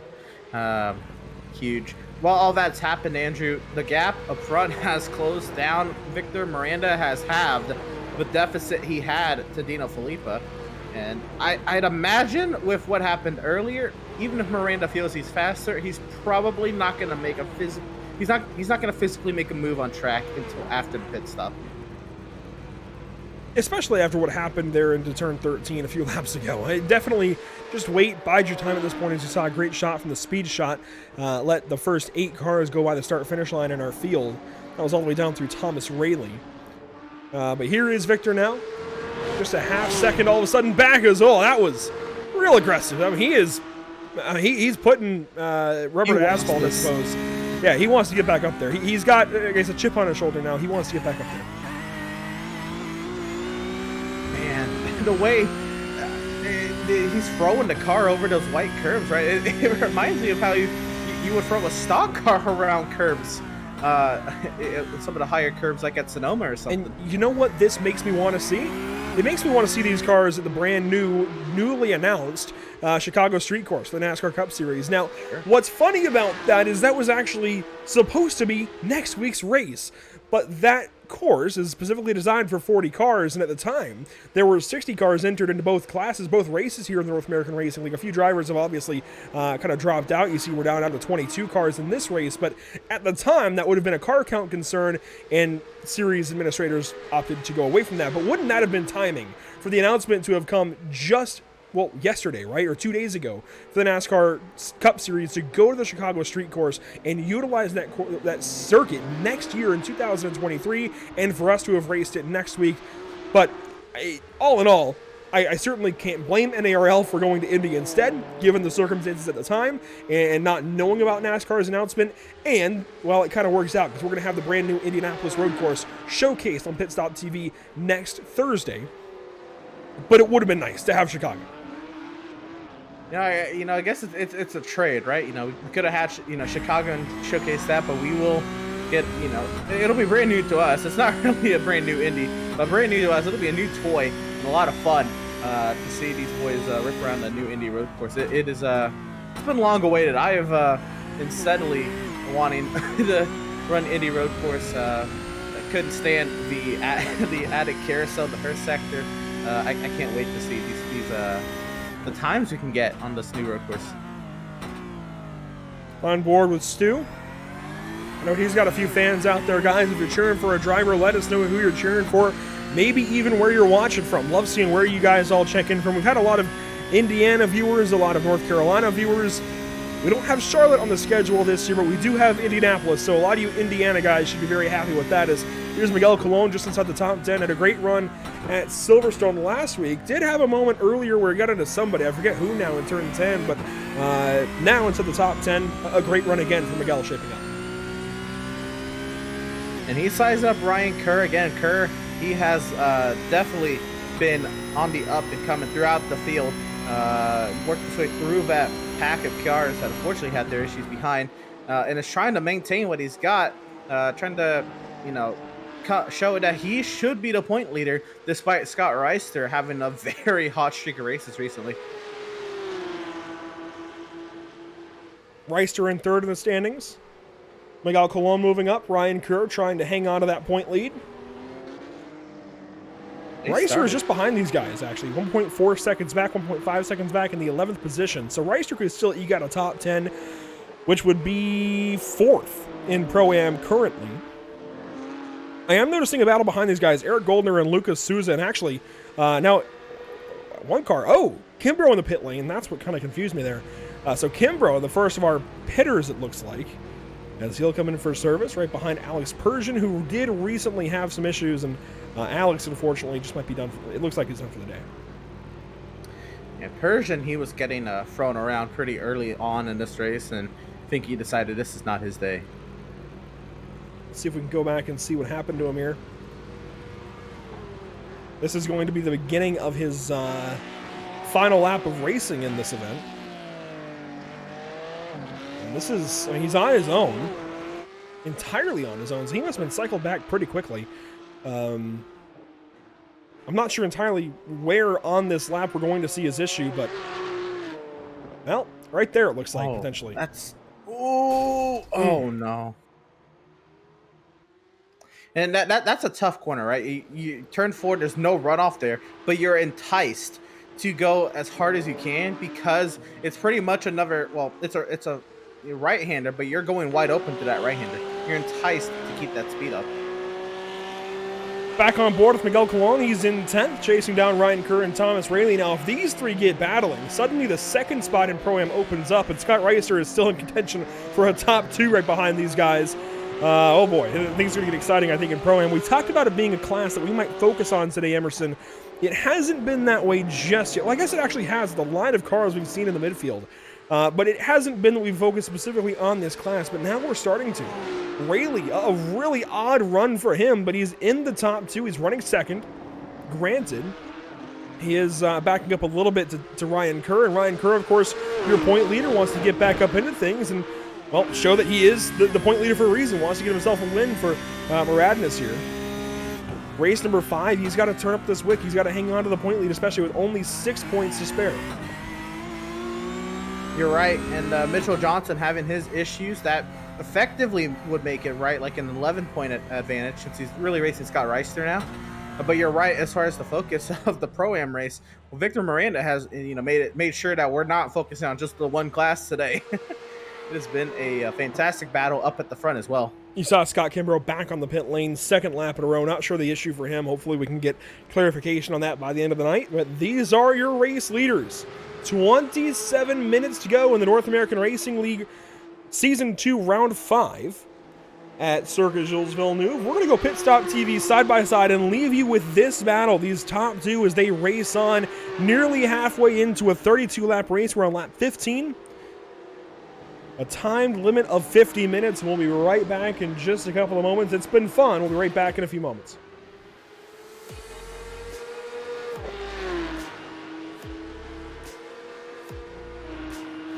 After months of quarantine, we're all interested in how we can become our best self. The team at Permanent Makeup and Cryo is here to help you get the flawless makeup look every day without the extra effort or time. When it comes to your appearance, you deserve the best care that money can buy.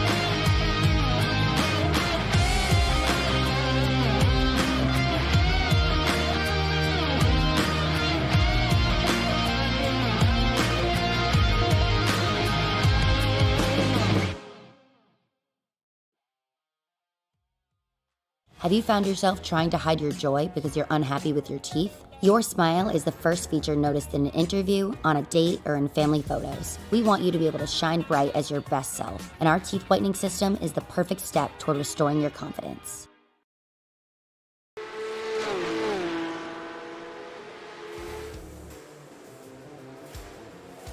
Welcome back to the virtual Montreal. You saw quickly, just as soon as we went to side-by-side, that was when Victor Miranda decided to make a move into turn 13, went alongside once again, but could not find a way by Dino Filippa, and so they stay side by side, or well, nose to tail rather, at the virtual Circus Villeneuve. It might happen again here to turn 1, but Victor holds himself back and will wait just a little bit longer. Even Dino Filippa starting to make mistakes now as these guys battle hard for this race lead.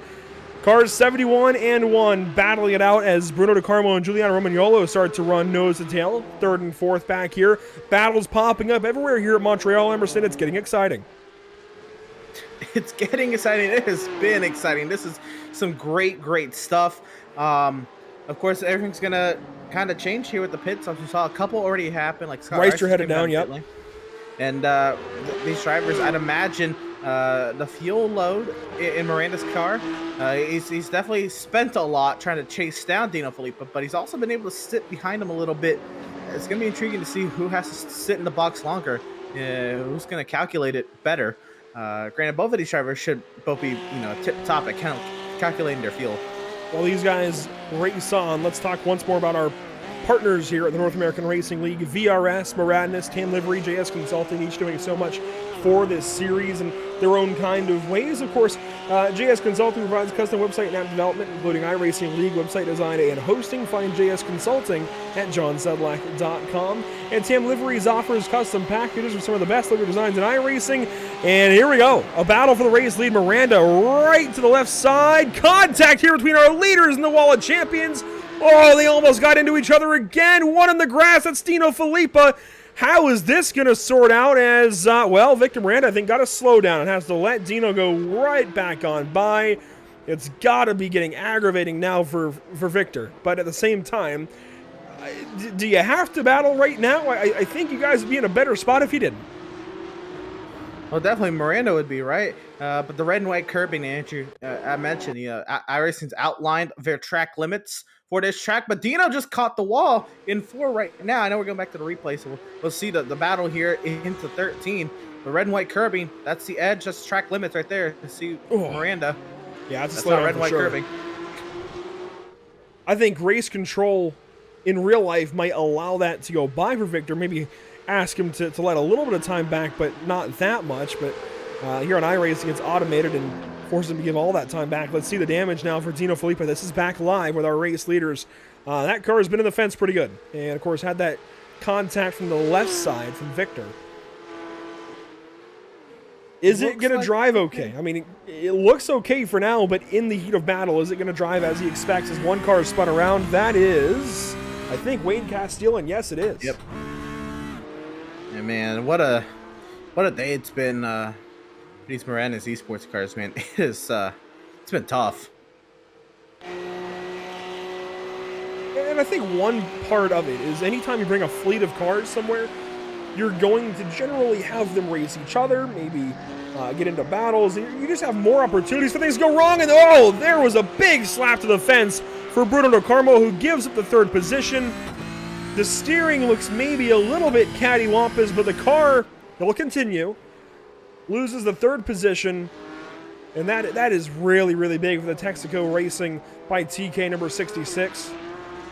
There's a huge, well, it's not, it doesn't look that bad to the broadcast, but that's huge damage to the wing, right? That's gonna really affect the car, especially in the straightaways. With how competitive this field is, that damage, that's gonna be. You see it pretty good there from the head-on shot. That is a lot of damage to the 66 car. The Wall of Champions reaches out and grabs another, as he'll fall into the, the potential clutches of Lawrence Zavadil and Trey Drawhorn here soon. Definitely Lawrence is going to close in on car 66. Damon Duckworth passing Thomas Rayleigh because he is in the pit lane. Car 98 putting on a career performance in the Pro-Am category. Was in the top 10, now pits out of the top 10 and will take fuel service. No tires for car 98. We shouldn't see tires for any of our leaders. And Reister will leave the pit lane just ahead of him. I guess Reister will actually cycle back out just ahead of Duckworth, which is what we did not expect, actually. So clearly issues for some of those guys that were running higher up in Pro-Am, and Reister might pass a few of them as he chases Ryan Kerr. Ryan Kerr recently in the pit lane as well, so that kind of tells you where they cycle out. Here we go once again. Yeah, Miranda, this is the 3rd time he has chased down Dino Filippa. Dino, of course, he's going to defend it. He understands that This is the lead. This is the battle for the race. But when will how will Miranda, I'm sure he's going to have to make a different approach to this overtake as we see the 66 Bruno Carmo down the pit lane. Do we try to see he has to sit for damage repairs? Back on board, Victor Miranda, second place. Dino starting to get loose there out of 4, and even a bit wide there for Victor as Bruno Carmo takes his service. Your top 6 on track have not pitted just yet, even all the way through. Tony Kanaan in position number 6, car number 6. A good exit there out of 7 for Dino. Pulls a lot of time down this back stretch. He'll head off into turn number 8. I know they're endurance tires or endurance race tires, but with all these traction zones and with how much throttle Dino is putting on corner exit, is there a chance that he's maybe burning up his tires, and that might be a factor at the end of 50 minutes? Anything, I think he's been saving his tires. Here's Damon Duckworth in the pit lane. Taking the service. You can't see it, but take my word for it in car number 8. If anything, though, Emerson, I feel like Dino's saving everything he's got, and he's just waiting for the pit cycle to run through so that he can just stay ahead. Because at this point, Victor's pushing, and I don't think Dino has been at all. But here we go, an opportunity, and finally Victor gets to the inside. But is this where Dino calls it quits? And yes, it is. Dino fires into the pit lane, and that is mind games at its finest. So long as he made pit entry speed. Absolutely love it. I think he wanted to give that, hope that Miranda's going to get this overtake done. And now Miranda's got to push. So Victor Miranda now left on the racetrack on his own. Dino Filippa, Julian Romagnolo, and Laura Zavadi will come into the pit lane. They will bring Tony Kanaan in car number 6. There is TK headed down the pit lane. I do love the liveries that Texaco Racing by TK has been putting on their cars as of late. And there goes Dino back out of the racetrack, 11.07 seconds. It's a much longer stop for Giuliano, kind of surprising, 12.7. And for Zavadiel, it's going to be to the tune of 12.58 seconds. Miguel Colon is going to come around and pass some of these guys. Bruno De Carmo back off the pit lane. Looks like a second time, actually. I think he's only pitted once, so that was his first pit. And he will take his one allotted fast repair. What's interesting is so did Dino Filippa and Giuliano Romagnolo. So Dino's car no longer has that damage. Tony Kanaan took his fast repair, as did Fabio Zamperlini and Eric Goldner and Scott Reister and Thomas Rayleigh, Mitchell Johnson, Brian Zinn, Damon Duckworth, Lucas Souza, Wayne Castile, Laui Santi, and Scott Kimbrough.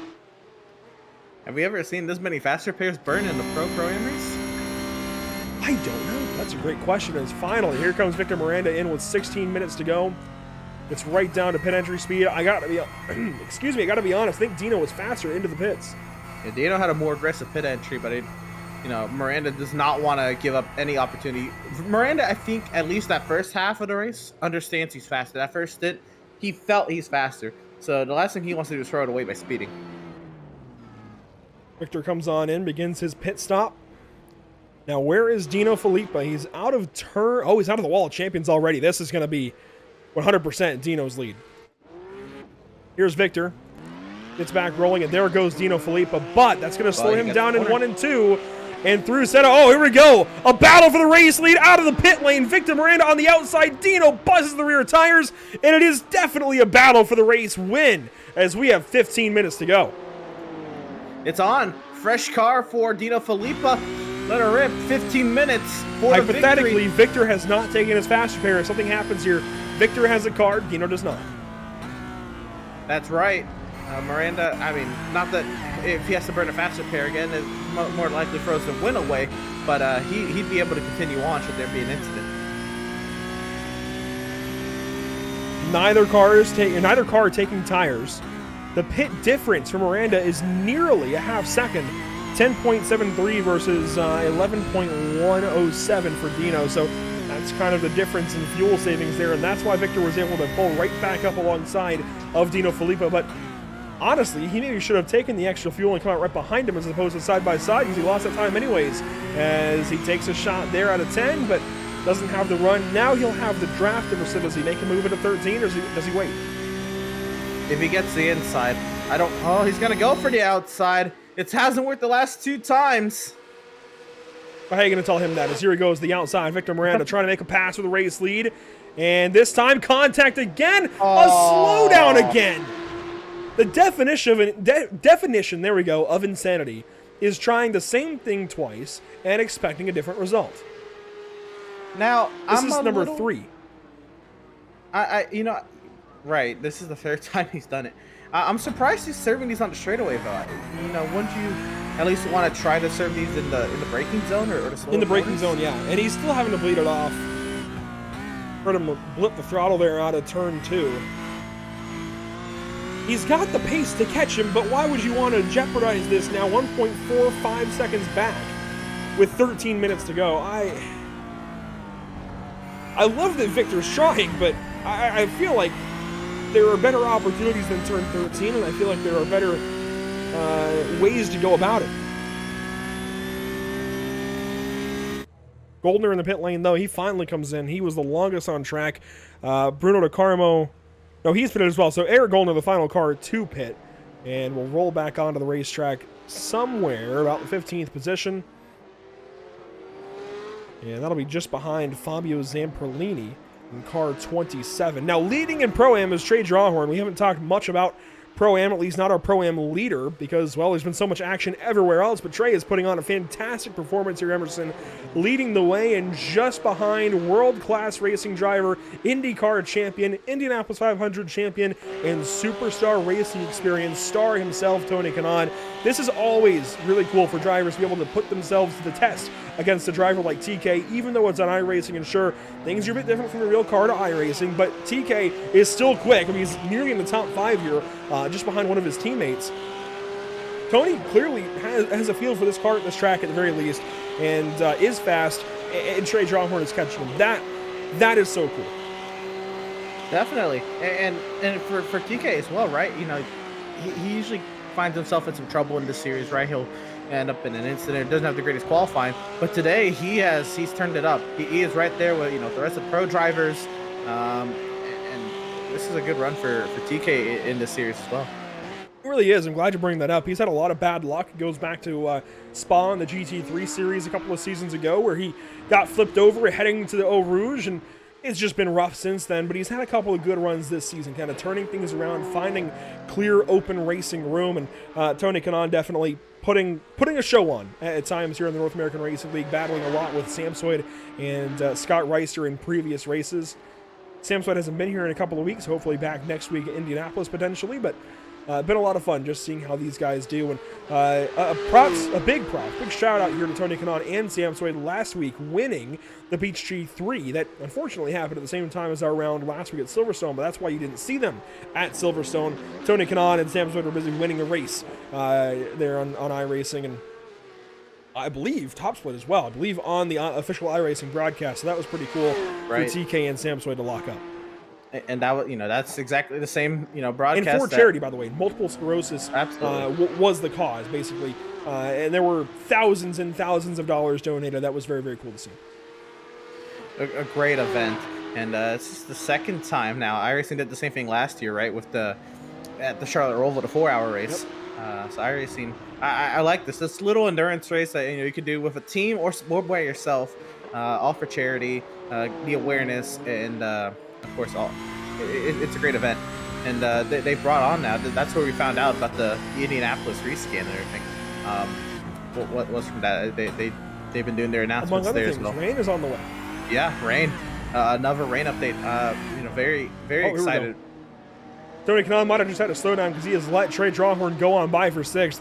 But yeah, rain is on the way. We can talk more about that, I suppose, in a little bit. But let's talk about these battles. 10 minutes to go. Tony Kanaan gives up a spot to Pro-Am leader Trey Drawhorn. Now Trey has just passed a world-class racing driver, an IndyCar champion. So I know there's a Drawhorn fan club out there. Guys, get loud, get excited for this guy. Trey Drawhorn putting on a stellar performance en route, I'm sure, to victory at some point later this evening. Here is Ryan Kerr just on the coat, or I guess just ahead of Miguel Cologne. I'm not sure. We have to figure that one out, but we'll go with Cologne for car 87 on the coattails of Ryan Kerr. And guess what, Emerson? Let's go. A 4th time. 4th time's a charm. We'll see. Victor Miranda on the outside of Dino Filippa. Dino squeeze squeezes him like an orange into the braking Oh, zone. contact. But that time he gets on through. Well, there was contact, but they weren't side by side. His little contact nose to tail on entry, and Miranda loses touch there. And he's got to do it again, chasing back down. My goodness. There's other opportunities on the track, certainly, for an overtake. I'm not entirely sure. Maybe it's just that Miranda just gets the biggest run there into 13. Look at Eric Goldner here trying to go around the outside, maybe trying to straight line this exit. He is outside there of Thomas Rayleigh for 14th. Great battle. Rayleigh was up in the top 3. In fact, second in Pro-Am earlier, but he's had a few issues that have now drawn him to 15th position overall, about 6th or 7th in Pro-Am, battling here with Eric Goldner, one of the pros, in fact, teammate to Victor Miranda. And there goes a car off the racetrack. That was Mitchell Johnson in car 21 as Goldner has to slow down right at the second apex, right at the wall of champions, right behind Fabio Zamperlini and Thomas Rayleigh. Zamperlini, we always talk about him, a former champion in GT3 competition here in the North American Racing League. In fact, won season 1. Just hasn't ever had the luck go his way since then. In fact, involved in that melee on lap 1 earlier tonight, but trying to kind of regroup things and get back into a decent position this evening. Going to finish top half potentially if you make up 4 more seconds and pass Rafael Bonifacio, who is chasing Scott Reister. Reister back into the top 10, but 4th in class, chasing Miguel Colon now. And these two might be battling soon as Emerson. Let's go, round 5. He's still trying to close that gap. Then actually, for what it's worth, Felipe has held station that lap at 0.8 of a second. As I say that, well, it's going to fluctuate, I guess, throughout the course. 7/10, 6/10 there. Peaking at 5. Miranda's trying, but has he used up what that car's got? This is going to be fun. If Victor can get there, does he pass in the same spot? Does he make it round 5 in the Wall of Champions and potentially go side by side again? I hope not, for his own sake. We've seen it go pretty poorly so far, and I don't necessarily have a favorite or a guy that I want to win out of these two. I just want to see them battle. We like that. We like side by side racing, and by all means, doesn't matter who wins this, but we just want to see them be able to race. Unfortunately, every time Victor passes to the inside or the outside of the Wall of Champions, it has not gone well. The one time, actually, he got to the inside right, Dino pitted. So, we'll see how this goes, I suppose. And here we go. Dino knows what he's doing at this point, right? He gives up time at the 10. He gives him the opportunity at the 13, but he'll defend. And let's see how it goes. I think that's exactly what happened. I think he took 8 and 9, maybe realized that wasn't his best, 8 and 9, right? So he's checking up down the straightaway. That time he opens the gap though, down the Casino straight. Not an overtaking opportunity for Miranda. This could be a move for Miranda to go into 1. Maybe. Let's see. Oh man, oh so close. Huge run down the front stretch. He's gonna have an opportunity into 1. I don't know if he's gonna be there, but will he look? Not quite. 5. Well, inside of 6 minutes to go, 5 and change. A lap car in the balance. That is going to be Lucas Souza for Aerokinetics, and he will pull right over and let these two leaders go by as they head to turn 3. Good move there from Lucas as he goes 1 lap down in the 18th position. Is there something? Victor. Oh, somebody caught the wall. Yeah, I think that was Victor. Not too bad, though. I don't see too much damage. Maybe a little bit to the right front. The car looks okay, and this is the portion we're not going to pass anyways, as Bruno DeCarmo is back into the pit lane. Problems for car 66. And this is a long service as well. He's taking tires and everything. Oh, goodness. That now promotes Trey Drawhorn to the top 5 ahead of Tony Kanaan, who is Bruno DeCarmo's team owner. Trey now has 17, nearly 18 seconds to Lauren Zavadil. And Bruno DeCarmo will fall outside of the top 10. That does promote Rafael Bonifacio, though, into the top 10. Goldner on the pit lane as well. Yep, Goldner comes on. Actually, no. Goldner, yes, he actually goes on by Bruno DeCarmo. He is in the pit lane. Incident point penalty then. Yep, very likely. 5 minutes to go. In fact, 4.5 as we head down the Casino Straight. Once again, Emerson, round 5. Not quite. Man, it's enticing, right? You know, Victor, he gets that run. But he's tried 4 times. At some point, there's got to be something to change. And he's sizing it up, trying to maybe see if Dino's going to make a mistake. Maybe that's a new tactic here. Oh! Very close there on the Senna S. And, to be honest with you, Emerson, earlier we said we shouldn't hear any complaining about passing zones at Montreal. That might not be the case. Maybe there is some room for complaining, because it seems like turn 13 is the best of the bunch, and these guys still can't pass in some cases. Granted, you are trying to pass for the race lead, and that's always going to be tough, no matter the track, no matter the car, no matter the drivers. Passing for the lead is always a tall ask in any racing series, and certainly has been here with Victor Miranda putting pressure on Dino Filippo. We've watched it now for 50 minutes nearly, 48, we'll say, or I guess 47 minutes with 3.5 to go. But for what it's worth, Andrew, we've had this battle all day, right? I don't think these guys, other than the pit laps, have ever been more than 2 seconds from each other. No, neither one of them have ran away from the other. This has really been a tooth and nail battle. Dino has not been able to relax all day. Very close. Once again, that time for these two drivers. Does Victor have a chance potentially into 13? He's been trying and trying and trying again. Dino stays over to the right side, gives up time down this casino straight, and here we go, round 5, fight down to turn 13. Victor noses ahead, and he takes the spot. He's pitting. An incident penalty with 2 minutes to go, and Victor Miranda is out of the fight for the win. Or is it for fuel, potentially? I would imagine for incidents. I doubt it's for fuel. Well, he does. He has a black flag on iRacing, and he does not stop in the box. Wow. Wait, was that a 4X, Andrew, in turn 1? Oh, it could have been. Oh, man. He did also catch the wall recently. That might have been what it was, too. I thought it might have been that lap, maybe the lap prior. I don't know, but regardless, he gets an incident penalty and now drops to 3rd place, 12 seconds ahead of Lawrence Zavadil. Of course, Bruno Di Carmo and Giuliano Romagnolo no longer a battle, so that means we're talking to Stu, it looks like, at the end of this race. Here we go, battle for the 5th spot. Tony Kanaan battling toe-to-toe with Trey Drawhorn. Trey isn't far and away just yet from car 6, gives that spot up in turn 1, and is going to have to fight back against the world-class racing driver, Tony Kanaan. And TK wasn't going to let him get away with that one easy. Maybe TK just need to, reevaluate, reestablish himself and get back to it. Here we go once again. TK locks up. This battle not over. Trey gets hard on the throttle, puts the power down out of turn 7 under the GoDaddy signage there, and they'll head down to turn number 8. Potentially some opportunity if he really wants to push it, but these guys have been nice and steady, nice and clean through 8 and 9 today. So I think Trey now has to set up for 13 and set up for the Wall of Champions. Absolutely. Look at this. This should be the final lap here for Dino. White flag is out, presented by Whiplash Sim Cams for Dino Filippo. Car 71. Been so great as of late, putting race win after race win together, and it's going to likely be another one here this evening unless something happens on the final lap. Tony Kanaan still ahead of Trey Drawhorn. They'll go down to turn 13 and 14, the Wall of Champions. And TK has got a healthy gap back to Trey here into the braking zone and will hang on to this spot at least to take the white flag. Other battles on the racetrack, how about this? Miguel Colon side by side with Ryan Kerr, your Pro-Am point leader, contacted at 13, but they hang on to it.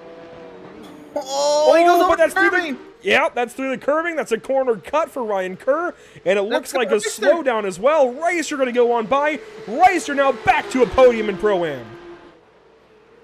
And that shouldn't be the point lead for Reister. That should be a close-up in points for Reister if he can hold on. Scott Reister, 3rd in points, going on by Ryan Kerr, who is your point leader. Not sure how much it's going to matter overall, but it's going to swing something, as there officially is the white flag presented by Whiplash Sim Cams. Dino Filippo headed out of the final big braking zone, at least out of the hairpin. They'll head down to 13, another big braking zone, I suppose, but Giuliano Romagnolo with plenty of time back to Victor Miranda. 1st, 2nd, and 3rd, an interesting bunch. And Victor Miranda just falls just far enough back to lose the 2nd place, and it's going to be all Dino Filippo once again, this time winning as Circuit Gilles Villeneuve, car 71, going to victory lane at Montreal. and a brilliant drive for Dino. Very much deserved.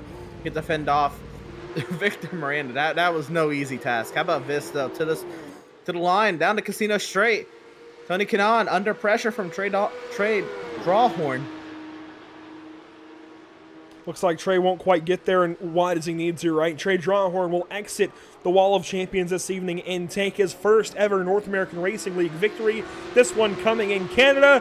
Trey is going to win in the Pro-Am category at Montreal, right behind an IndyCar champion. And here comes Scott Reister into the braking zones. He unfortunately won't get the second spot, but will finish third to Cologne and Drawhorn. What a race. And we still have Goldner and Bonifacio. Goldner, Bonifacio sitting in the middle of the track. Goldner sizing up. Can he send it? He's going to back off on the entry. Maybe see if there's anything for him on the exit. No. Goldner will hold on to 13. Or Bonifacio will hold on to 12. Easy battle there for those two. They come across the line and wrap things up. A few more cars to finish, though. Mitchell Johnson, one of them. Brian Zinn will be the final car, it looks like, to cross the finish line this evening, as there is the Pikachu number 173 will come across the line and grab himself a position number 16 in the Pro-Am race at Montreal. Dino Filippo, fantastic win. Trey Drawhorn, same story. Both very dominating victories this evening, but both very different stories. Let's check out our unofficial race results, Emerson. Here's your top 10. And of course, Dino Filippo with the overall and the pro victory. I know it says a 5-second advantage over Juliano Romagnolo, but that does not tell the whole story. He had to fight tooth and nail with Victor Miranda all day. 5 tries there into the final chicane, and Dino emerged victorious on all 5 tries. Lawrence Zavadil finishes in 4th. Tony Kanaan will finish 5th in class and overall as Trey Drawhorn, my goodness. Trey Drawhorn wins the Pro-Am category, finishing 6th overall. Miguel Colon in 7th. Scott Reister will edge out Pro-Am point leader Ryan Kerr in 8th, 9th for Kerr, and 10th for Fabio Zamperlini to be 6th in Pro. As we try to wrangle our interview drivers this evening, they should be Dino Filippo, Giuliano Romagnolo, Trey Drawhorn, and Miguel Colon, but we will check in with preferred languages for each of them and see what we can do. Finishing 11th, you will find car 98, Thomas Rayleigh, in the Pro-Am category, just ahead of Rafael Bonifacio and just behind Fabio Zamperlini. Pretty solid effort still for Thomas when it's all said and done. Rafael Bonifacio goes 12th, Eric Goldner 13th, Damon Duckworth somehow hangs on to a lead lap in 14th position after a pit lane start and some big issues later on. Mitchell Johnson will finish in the 15th position, and Brian Zilli, the final car, on the lead lap. Lucas Souza 1 lap down in 17th, and Laui Santi, Scott Kimbrough, and Wayne Castillo all 1 lap down. And right out the field, Bruno De Carmo, Alex Persian. Alex had an early out, and Bruno De Carmo, we saw, of course, have that outing, or that DNF later in the race. 21st for Bruno, 22nd for Alex. So we'll give these guys some opportunities to head on to the interview waiting booth. For drivers that might be watching or teammates might be watching, guys, unfortunately, JP Costa not with us this evening. We do not have a Portuguese/Spanish speaker, so it's English only. But if any other speakers, if any Portuguese or Spanish speakers want to talk to us, I would imagine Dino Filippo would. Unfortunately, while we can't talk to him directly, he can by all means come on in here and give his piece kind of on this race. So guys, teammates, drivers, if you can relay that to him, by all means, please do. In the meantime, Emerson, Giuliano Romagnolo is actually here waiting for us. Let's bring in Stu. Emerson, here is the second place finisher tonight. And Giuliano, what a race for you. It looks like second kind of came up to you as a surprise today, but for what it's worth, you still have to battle Bruno De Carmo all day. What was that like, battling Bruno most of this race? Yeah, hey guys. Finally, we get to speak this season. It's been kind of an up and down season. Would have liked to speak to you guys a little bit more, but yeah, I mean, battling with Bruno, I kind of had the setup wrong today. We were carrying a little bit too much downforce, but definitely did help me in the infield, but hurt me on the straightaway. So whatever I gained, it was kind of net zero on the straightaway once they pulled away. So at that point, honestly, I was just trying to limit my X's behind Bruno. I knew that I was way better on tires than, you know, even the leaders in front of me, just because of the downforce that I had. So at that point, it was almost just, you know, damage limitation, driving a more conservative race, kind of seeing what's coming to me. And I mean, from P4 to P2 in the end is a pretty good result. Happy for that. Absolutely, and looked like a very difficult race out there. As far as you know, there's plenty of overtaking spots on paper, but what was it like for you in the car? Where did you feel there was that opportunity to make that overtake, and maybe more or less that overtakes weren't supposed to happen in certain spots that seemed inviting to him? Yeah, I mean, all in all, quite honestly, Montreal is a terrible track to make passes on.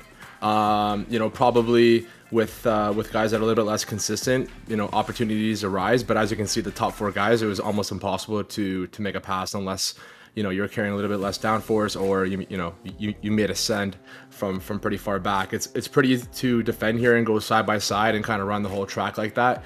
But I mean, overall, for myself, having the higher downforce, I would have took advantage of, you know, the late sends like I did in T1 on Zavidel after he hit me in the hairpin on lap 1 there. So I had to make the moves where I knew my car was able to, and with the higher downforce, I was able to brake a little bit later than most, and I wasn't able to make too many passes today. I think I only made about 2. So you know, finishing P2 though, I mean, I can't complain. If it's a quiet race, sometimes it's like that. Absolutely, a second place finish, nothing to scoff at, Giuliano. But next we have the Indianapolis road course. It's kind of an unknown because we don't have this version on racing yet. We will get it next week, of course. How are you feeling about what's coming up next? I mean, I like Indianapolis, even the old version. I mean, it's not one of those racetracks that a lot of people race very often, but when I do go there, I mean, I seem to like it. Even going back to, you know, old F1 games back in the day, I found myself always kind of going to Indianapolis. But yeah, I mean, excited for the new change. If it's going to be like it is in real life now, then, you know, it's going to be a proper racing. It's going to be super fun, a lot quicker. So definitely looking forward to it. Hopefully we have enough time to do some setup changes, but if not, I mean, that's the fun of it. Everybody's going to be going into it with a clean slate, kind of throwing a dart at the board and hopefully coming out with something good.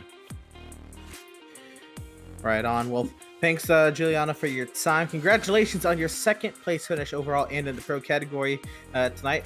Enjoy it, and best of luck to you next week at Indianapolis.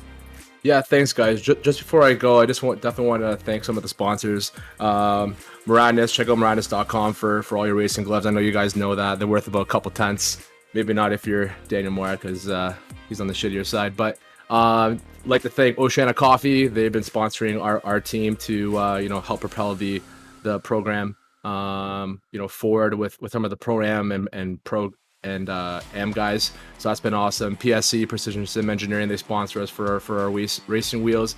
Ginger Liveries for our liveries, and all the guys part of M Squad. You know, we're super stoked to have them part of our team. Dan and I are proud dads, as you can say, to have these guys on our team, and looking forward to what's in store for the future. Well, that's Giuliano Romagnolo. Giuliano, thanks for your time, and a bit of a jab there to Daniel Morad, just in fun. And we do apologize for the language, but thank Giuliano for his time. Yeah, just a bit of a fun jab to Daniel Morad, who of course leads everything at Moradness. I would lie if I'd be lying if I said I didn't chuckle a little bit, but yeah, we do apologize for the language there. Let's go ahead and bring in Zeno Filippo, winning this evening at Montreal. And for clarification, he understands English to a point. We'll be patient with him here. He'll be answering questions in Spanish. And Dino, once again, a fantastic round. Another dominating win. This time, Victor tried time and time again. What were those battles like? Hola gente, ¿cómo andan? La verdad que una carrera muy intensa, desgastante. La verdad que Víctor tenía un muy buen ritmo. Intenté defender con lo que pude. Las dos veces que me atacó, creo que no atacó en el lugar que se podía atacar, porque en la chicana era muy difícil que entremos los dos. En las dos veces, cuando voy a subirme al piano, a la primera salchicha, siento un toque en la rueda atrás que me pone recto el auto y y nada, seguimos de largo los dos. Creo que no era un lugar donde se podría intentar una maniobra porque podíamos quedar cualquiera de los dos afuera, pero bueno, se dio así y bueno, la verdad que estoy súper contento por esta nueva victoria. And Dino, 2 fantastic runs in a row now. You've got to be feeling pretty good for Indianapolis next week. It's a brand new track. We get the new layout on Monday. How's that going to affect practice? Sí, la verdad que no la tengo. La verdad que no la tengo al circuito, así que nada, va a ser todo nuevo. Vamos a tener que entrenar bastante.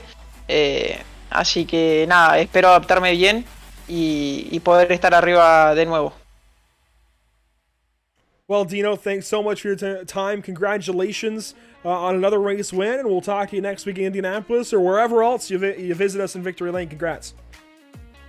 Dale, muchas gracias. Déjame agradecer a todos los chicos del Discord, a los chicos de Auris y bueno, a todos ustedes por el campeonato que están organizando. Nos veremos el próximo jueves. Dino Filippo, fantastic win tonight at Montreal. Congrats once again to Dino. Really a solid season that he's putting together and is only going to extend that points lead.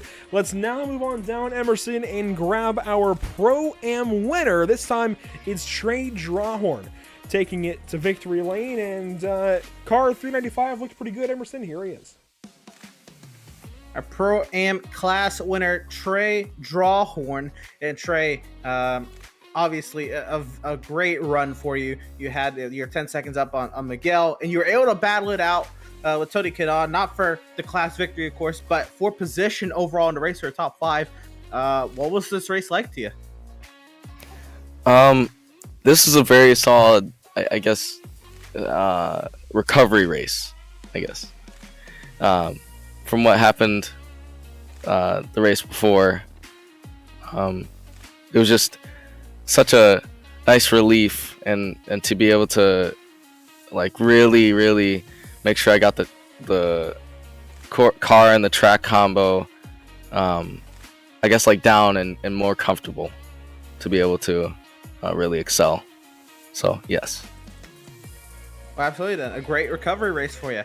The class victory and 6th place finish overall. Can you talk about how difficult this track was to run, to overtake, and just overall? It's so hard, especially with kind of like everybody running such a different setup. Maybe is you have to really set up your shot on the last straight. Is basically like the only corner you can really pass on. And yeah, it's a awesome racetrack, really technical. I love it. It's just so hard to pass, and you have to get a good run on the out of the hairpin to be able to capitalize on, making a pass there. And certainly, again, a 2nd place finish tonight, a class victory and a 6th place finish overall is amazing. But next up, we got Indianapolis. What can you tell us? Of course, we don't have it on the sim just yet. We will be getting it next week, though. But what can you tell us about how you're feeling about Indy? And what do you look forward to there? I'd say I'm looking forward to it. I don't think I've ever really seen the road course for Indy yet, so that'll be very exciting to have to learn that track. So I think it'll be awesome, very competitive. Certainly. Well, again, Trey, congratulations on the class victory and 6th place overall. Best luck to you next week at Indianapolis. Hopefully we're talking to you a bit more then. All right. Thank you so much, guys. Appreciate the time there from Trey. A big win for him, I feel like, in this Pro-Am category for sure. And taking home some very valuable points in the standings as well. Let's go ahead and bring it on down then to Miguel Colon. A pretty big effort from him. And Miguel, you go P2 tonight at Montreal. Definitely, I think, keeping this string of good finishes together. Last week at Silverstone, I believe you went P2. Tonight you go P2. What's next to Indianapolis next week? How's it going, guys? How you doing, Miguel? So you got 2 really good finishes in a row. How does this go on to Indianapolis next week, buddy? Oh man, we hope we can keep the good streak. You know, today our qualifying was not the best one. All my laps, I got 0x coming on the last chicane for the straightaway, so I didn't get lap time for qualifying. So I was able to, come out through the whole field with, all this chaos that happened at the beginning of the race. Looking forward for Indy. It's a little bit more open track. I know that iRacing is coming with a new update next week to the Indy track. So let's see how it change everything. But so far feeling good, with the consistent performance. And Miguel, it seems like you're getting better and better. This week, you enter 6th in the standings, and you're likely going to make up at least 1 or 2 spots. How do you continue this streak of good finishes? Is it a matter of preparation, a matter of figuring out these setups? Like, what's most important? Well, man, I don't have too much time now with practice. My wife just gave birth, like 2 months ago, so I had to keep more time to my baby care. So what I do is, like, at least on Wednesday, I try to connect to the practice session that they have, try to do a couple laps, and then the race day, I try to take advantage of the 50-minute practice. I had to give a thank to Pascal because he provided the setup for us. So I try to study a lot his video and racing line that he provides for the setups, and basically that's the setup that I've been using without touching almost anything for every single race. So that has been very helpful for me. Really, those VRS setups paying off, and congratulations. I should say first off, congratulations on the birth of your baby girl. Really, really cool to hear, and hopefully all is well there. And hey, we'll try and get those practice labs in when you can. I know life is tough and whatnot. Yes. Congratulations there, and we'll see you next week at Indianapolis. Best of luck to you. Thank you very much, guys, and thank you for my team, Sim Racing PR from Puerto Rico, and also for my sponsorship, Josecho Machine Shop, and you guys for making this happen on the streams and the North American Racing League too. Thank you very much. Miguel, thanks so much for your time, and congratulations once again, and very cool to hear about that. And I love when drivers tell us a bit about their lives and kind of what's going on at home like that, and bring in that human connection. Emerson, really, really cool to hear about from Miguel there, and big time congratulations to their family on the birth of their baby girl recently. It sounds like 2 months ago, so very, very cool. We've gone through results already, Emerson. Let's talk about upcoming broadcasts here at Pit Stop TV. This is a look at them, and you see a whole lot of 2.5 mile speedway, except, well, we're going on the road course at Indy on Thursday, but you can see 2 Pocono broadcasts in the next few days. Sunday evening, then again Wednesday evening. 2 really cool races coming up. I feel like the same cars, the same track, but very different drivers and point situations, but they're all trying to do the same thing, and that is win to get their way into the playoffs in each of their respective series. In the NPI Cup Series, you're watching guys like Steven Stempe and Mario Miranda, and even Wyatt Brackett, who was in the amateur race a little while ago. He even won at Atlanta recently in the NPI Cup Series, so he is into the playoffs, but so many other drivers are trying to get their first win and win their way in. And Wednesday, Emerson, maybe I'm able to get back out there with these guys, but the Outlaw Sim Series guys, they are also vying for their own wins to try and get their way into the playoffs, and it's going to be a lot of fun. Then Thursday, we see North American Racing League coming up from the Indianapolis Road Course. But Emerson, tell us more about the Outlaw Sim Series. Well, Max extended his point lead on actually a pretty surprising performance that he put on at Laguna Seca. And again, Adrian Schumacher dominated that race, but he put in months of work, and it paid off. But coming up for Pocono, the Tricky Triangle, it should be a good time. The next shake car, the open setups, 3 completely different corners though. It's going to be very difficult to set up the car perfectly, and I can't wait to see who can do that the best.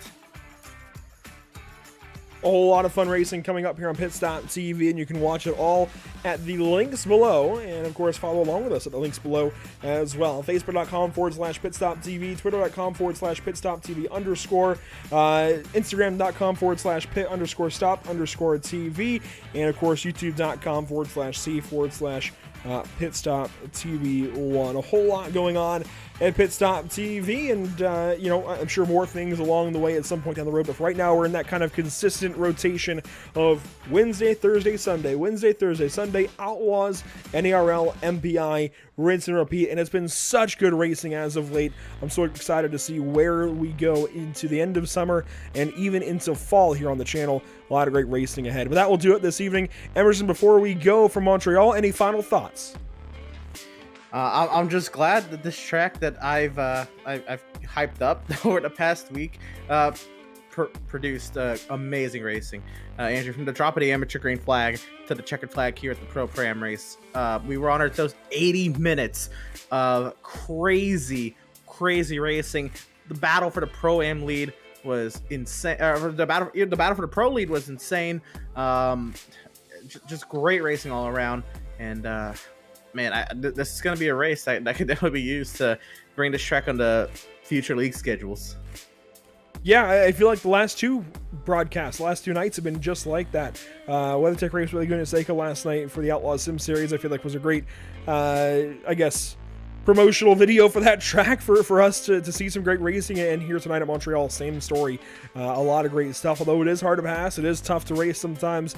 It was a whole lot of fun, and I think really put the onus on the drivers this evening and showed us why being a good driver pays off. But that'll do it this evening from Montreal. Congratulations to Dino Filippa and Trey Drawhorn here on the Pro-Am race, and Chase Wilson earlier on in the amateur race. For all of us here at Pit Stop TV, thanks so much for watching. Emerson Arden, Ed Scher on the call. Well, Emerson Arden on the call with me, Ed Scher on social media, putting out some great content for you guys to check out on Facebook, Instagram, and Twitter. It's been a lot of fun. My name is Andrew Cardinale IV, and while we wish we could keep broadcasting, that's going to do it for us this evening. We'll see you next time here on Pit Stop TV, hopefully Sunday for the MPI Cup Series.